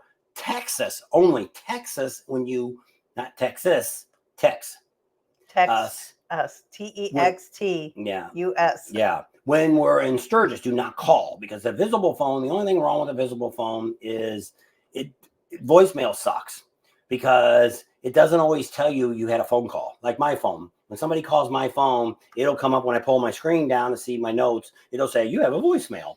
Mostly 99% of the time it's spam, but I do listen to them once in a while. And I don't ever get my number out because my phone's never turned up. So nobody gets a hold of me. Doesn't matter if he gives it to you or not. You ain't going to get a hold of him. And so instead of her giving her number out all the time, which is what we used to do, some of you do have her phone number. We don't do that anymore because we decided that if one day we decide we don't want to do this anymore, we may not want to talk to 100,000 of you anymore. A lot of you end up being our good friends. Ride King was on earlier. So anyway, say goodnight. Good night. How many people get on? 64. We were up a little high there for a while, and a bunch of them got off. I put it on my Sturgis page too, because I thought we're going to talk about Sturgis. Let's put that on there. But I think with all the technical problem, I lost about 10 people, and they probably never came back because they probably thought that's really a screwed up thing. So I might have to go back in tomorrow and take all that out and then repost it. And because you can do that on StreamYard. That's the only good thing about StreamYard. You can come in here and we can edit this. But normally I don't. We have done it. I did it on when we had all the people for New Year's Eve. I did because I thought it'd be a good video, just having all those great people that are subscribers or our businesses that we know saying, wishing you all Happy New Year. So it was kind of neat. So pretty exciting. Any more questions, concerns before we hit the road or hit the end of the night here? So it's still early here. I guess about a little after 9. Past my bedtime. You slept in today. You didn't get up till Almost 9 o'clock this morning. It's 9:13. About 9 o'clock when you get up this morning. I don't care. I'm telling you. You gotta get used to rally time. We work them rallies. Be busy. Reading that, Neil. Chip moved out to Rapid City. We'll let you know because we'll be out there early. We'll get out there on the 10th of June. So we'll stay in at the Raccoon Resort. Rushmore Shadows. Down by the Bears. Rushmore Shadows. Yeah. Then maybe you want to go on the ride with us on June 15th with Sons of Silence. Yep. And donate some money to help them women. When is our next live? Not the next Sunday, be the following Sunday. We'll be in Sturgis. Maybe we'll do one from Loud American. We won't be in that area. We can go over there for Sunday. Have your beef tips? Yep. So we'll be over there and do some stuff over there. And the sun will still be up a little bit later still. Show you the quietness of downtown Main Street. Sometimes we're down there. They have events too on Saturday and Sunday in Sturgis. As I say, Sturgis is not a booming town, but they do have a lot of different events and stuff all year long. You can check out the Chamber of Commerce or on the city's website, sturgis.com, and you can see they have other events going on. They have car shows, Mustang Rally comes through there, and Corvette Club comes through there. That's what the 185 looks like right now. I've seen pictures of that. Of somebody sent some the other day. That's probably that showed what it was all gravel, but it's not the whole road, which I know right now there is parts that is totally closed down, but most of us, the rally people, aren't looking to come during this time. So like I say, what we're planning on doing is probably that first week, we'll go out on the bike and we'll show you, or maybe I'll go out in the truck. It'll be the 16th and that's Father's Day, the next Sunday. So I don't know. You want to come on Father's Day? It's up to you guys. And we'll ask and see if anybody wants, or maybe we'll do it on a Saturday one. Because Monkey usually does Fridays when he does it, so maybe we'll do a Saturday next week. Well, we'll let you know, not next week, following week. Okay. Be 2 weeks at least. No live next weekend. We'll probably show you. Maybe I'll do some videos. So I don't have a lot of video for next week. I've got, unless you guys want to see some stuff from Myrtle Beach or so there's a couple of t-shirt vendors already open downtown. Somebody said they were over there at One Eye Jack's. There's a couple tents already up. I'm like, hopefully there won't be a storm between now and then and tear that up. It's kind of really, really early for them. You know, I guess they're hoping for more business. I don't know, but most of that stuff you don't really see until a couple weeks before you start seeing some of the big tents going up and stuff like that. We usually show you all that stuff as we go through. So by then we'll be in Sturgis. June 23rd, we'll be at Kathmandu through the rest of the rally. It kind of worked out good this year. Normally we do go to the Buffalo Chip first and stay, but because most time like a Kathmandu or someplace like that, they're not open until like the week before the rally. So you really couldn't get in there before. So, and some of the other campgrounds that we've stayed at, you're very limited to the time of the rally only. To where this year ended up Kathmandu was there on the 23rd because we could have got there earlier. We could go there now, but I like going to Rapid City first because I like to get those rides on that side of town done. You're 25 miles closer. So we're that much closer to the Badlands. We're going to kind of show you some different things. We're going to go out to the Badlands a couple times and kind of show you some different routes you can take, things you can do along the way. Because if you're going to go out to the Badlands, you might as well say it's a whole day adventure. You're going to head out in the morning and you're going to get back late afternoon. You can still go have dinner someplace or go downtown or whatever you're going to do when you're at the rally. You still have time to do stuff late in the afternoon, but don't think you're going to get out there and get back by noon. If you are, it's a waste if you're going out that quick. You want to go out and enjoy your ride. And I think the big thing is I want to show the difference between riding down the 90, which is boring as hell, and versus going, because what I'd recommend is take this back way we're going to show you and take that first and then come back and do the 90 and stop at Walls Drugs. And we're going to show you around Walls Drugs. I have never spent the time showing you Walls Drugs because to me it's the boringest place in the world.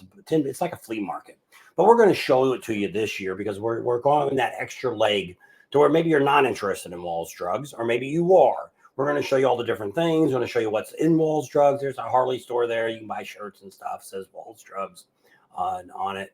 And so, if you're collecting that kind of stuff, they're all owned by Black Hills Harley.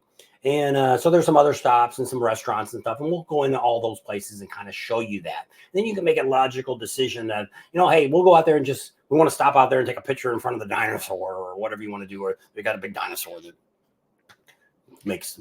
So yeah, the new owners of Kathmandu are Brent and Lynette Larson. So that's who the new owners are. They are very, very nice people. Yes, they are. They've got a lot of plans. Wait till next year. We may be back to next year. They're going to have a Hey, Lisa. swimming pool. Thank you for your video in Tennessee. And I should change the name. I should put Gatlinburg first. I would think Pigeon Forge would be more famous, but actually when we were there, Gatlinburg was a lot more people were in Gatlinburg. Not a lot of people probably over at Dollywood, which we didn't go over there. We're not in the drove tourist. past it. Yeah, we drove by the sign. You've seen it in the video. And it was pretty neat. I wish we would have took the bike out. If I would have, I just wasn't thinking it's a hassle taking it out and putting them both back in. And I had thought about it for a while, pulling mine back out. But I'm like, whatever. I don't know. We'll probably never have that opportunity again. But you never know. I wished I would have went over to the Harley dealers and tried to make a contact with them. God, one here, we probably get a demo bike from here. Probably. They were really nice. You're going to see them tomorrow in the video. We actually shot our video yesterday. The video you're going to see tomorrow night was shot at Twister City, Harley Davidson. And that's a great story. We're going to tell you a little bit about the place. But I mean, it's a really I wish we should have met the owner. And we didn't. I didn't realize he was there. And I had everything planned out in my head. And it's a 20 or 30 minute video tomorrow. So it's a pretty long video, but hopefully it'll be more interesting that you guys will stick through it all. And we tell you some other neat stuff that's going on. It's mostly a Sturgis video, but we show you a little bit about the dealership. And it's a pretty cool place. Got a lot of bikes. And so Rowan, where are you flying into and where are you planning on getting a bike? He wanted to know if he got a learner's permit from Aussie, if they'd let him ride. No. I didn't think so either. Got to have a license. I don't have to have a motorcycle endorsement. That's the rules. Yeah, because you can't take a demo bike out even if you don't have an endorsement on your license. So you have to rent a bike. You usually have to have, most places probably have helmets to rent or give you a helmet if you rent a bike. But normally we bring our own helmets because we don't want to put our head, people have lice and stuff and weird stuff. And so we always bring our own helmets. And like if we're going to do a demo ride, we wear our helmets. I always wear gloves anyway. I always wear my boots when I ride a demo bike. Just to give you got better footing when you I'll ride around town in my tennis shoes, but I don't normally go on. We're doing Iron Mountain and stuff. I'm going to wear my boots. Not necessarily a helmet, but I might. It depends on what kind of mood I'm in. Sometimes I put the little camera on top of my helmet. I want to get one maybe put on my chin like those other guys do. I think it would get the windshield. You have to put it. Be like that thing. Adam Sandler movie. If anybody remembers that. I don't remember what it's from, but him and Jennifer Aniston, I like them two together. Anyway.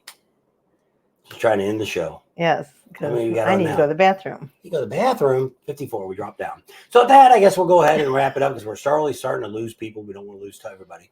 So sorry for the beginning of the video. We don't know really what happened. I think part of it was him, part of it was us. I don't know what's the story with my daughter's internet. Must have some kind of neurotic things. I've never had it go in and out. And the only nice thing about StreamYard is when we use this is another thing I pay $25 a month for. When it goes out, it comes right back on. So you don't ever have to log out or log back in. It's always here.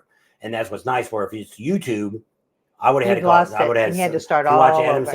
Adam Amsoil, he's had that problem. He's got to log back in. You got to put a new thumbnail. You got to do all that crap. And that's why we use this all the time. There's Joseph. What's he say? I always take the back way out to the Badlands, stop by a little town in Scenic. Used to be able to get buffalo burgers at the Tanica trading post during the rally. Believe they said they sold it now, though. Well, there was one that burnt down last year, the year before, and it was gone. They had told us like the day or two before we got there that it burnt, and we were coming through Sioux Falls that year. I guess we were coming from Milwaukee. And came through and thought we're going to stop by and see it. Drug the trailer downtown through wall and all that. It was gone. They demoed it. Yeah. It was nothing there. The building was gone. Yeah. So Mike says he's still here. Neil says bye, Pating Nation. We will connect Neil. That's Chip and Neil. Hope along Cassidy, Adam Sandler. Hop along. I'm assuming. Yeah.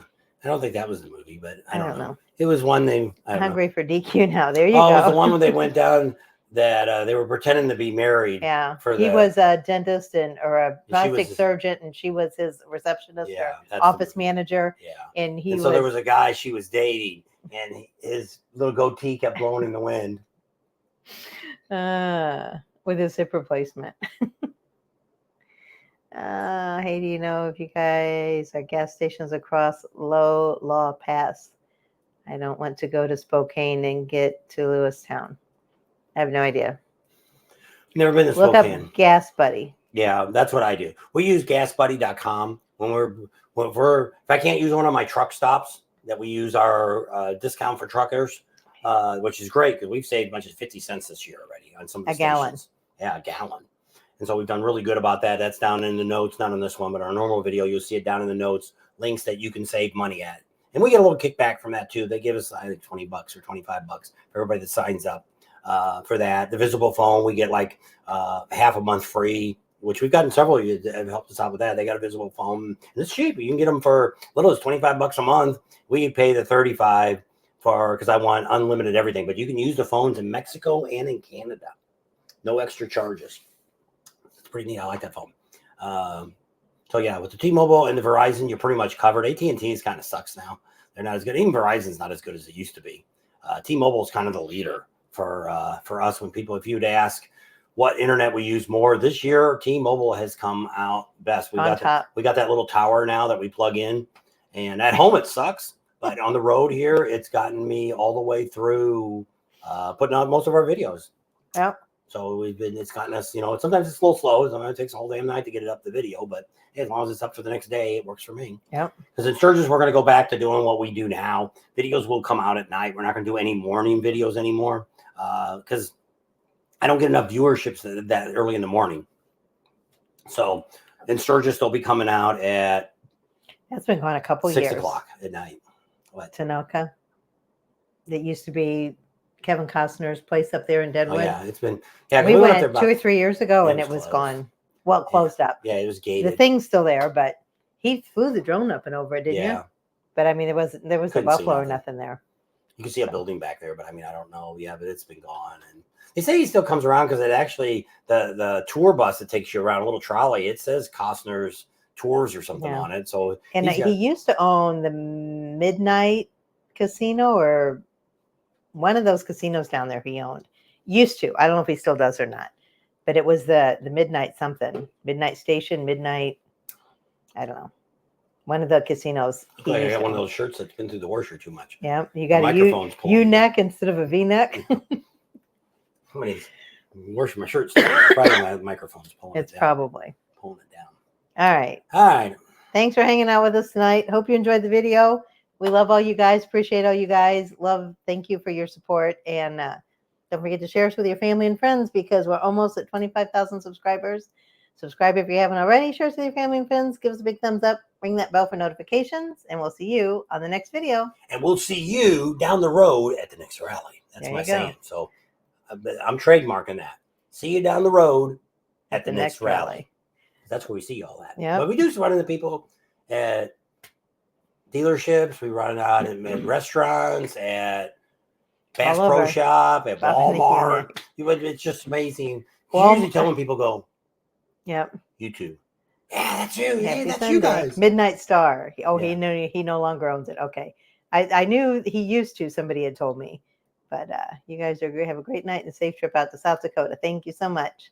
Rubber down and faith up. Yeah, we missed you. And we were only there for the weekend. Yeah. We didn't get a chance. She came up. We didn't tell anybody we were doing it. We had Fish at Cat and the Fiddle on Friday afternoon.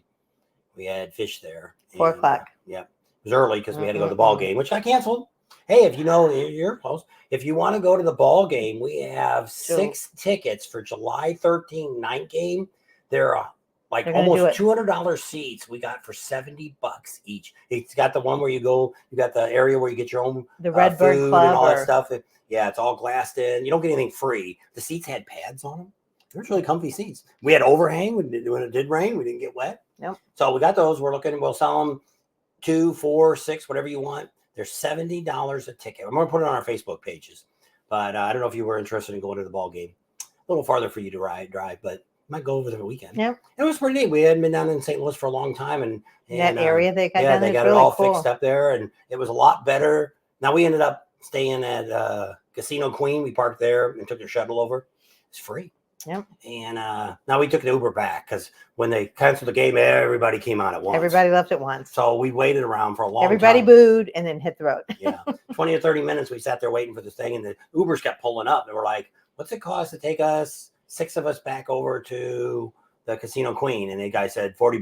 So I gave him 50. I'm like, that's great. That's get us right over. It was the craziest Uber driver I've ever been in. I'm He was on surprised we're sidewalks. still alive. We were on sidewalks and everything. This guy. You're welcome, Arthur. Our grandson was going nuts in the back seat. He says, man, this guy's a great driver. And I'm like, I wouldn't say that. I wish I could drive half as great as you. Oh, I don't know. So anyway, thanks for hanging out with us. You guys all have a good night, and we'll see you real soon. Don't forget to watch the video tomorrow night. See you later. Bye. Bye.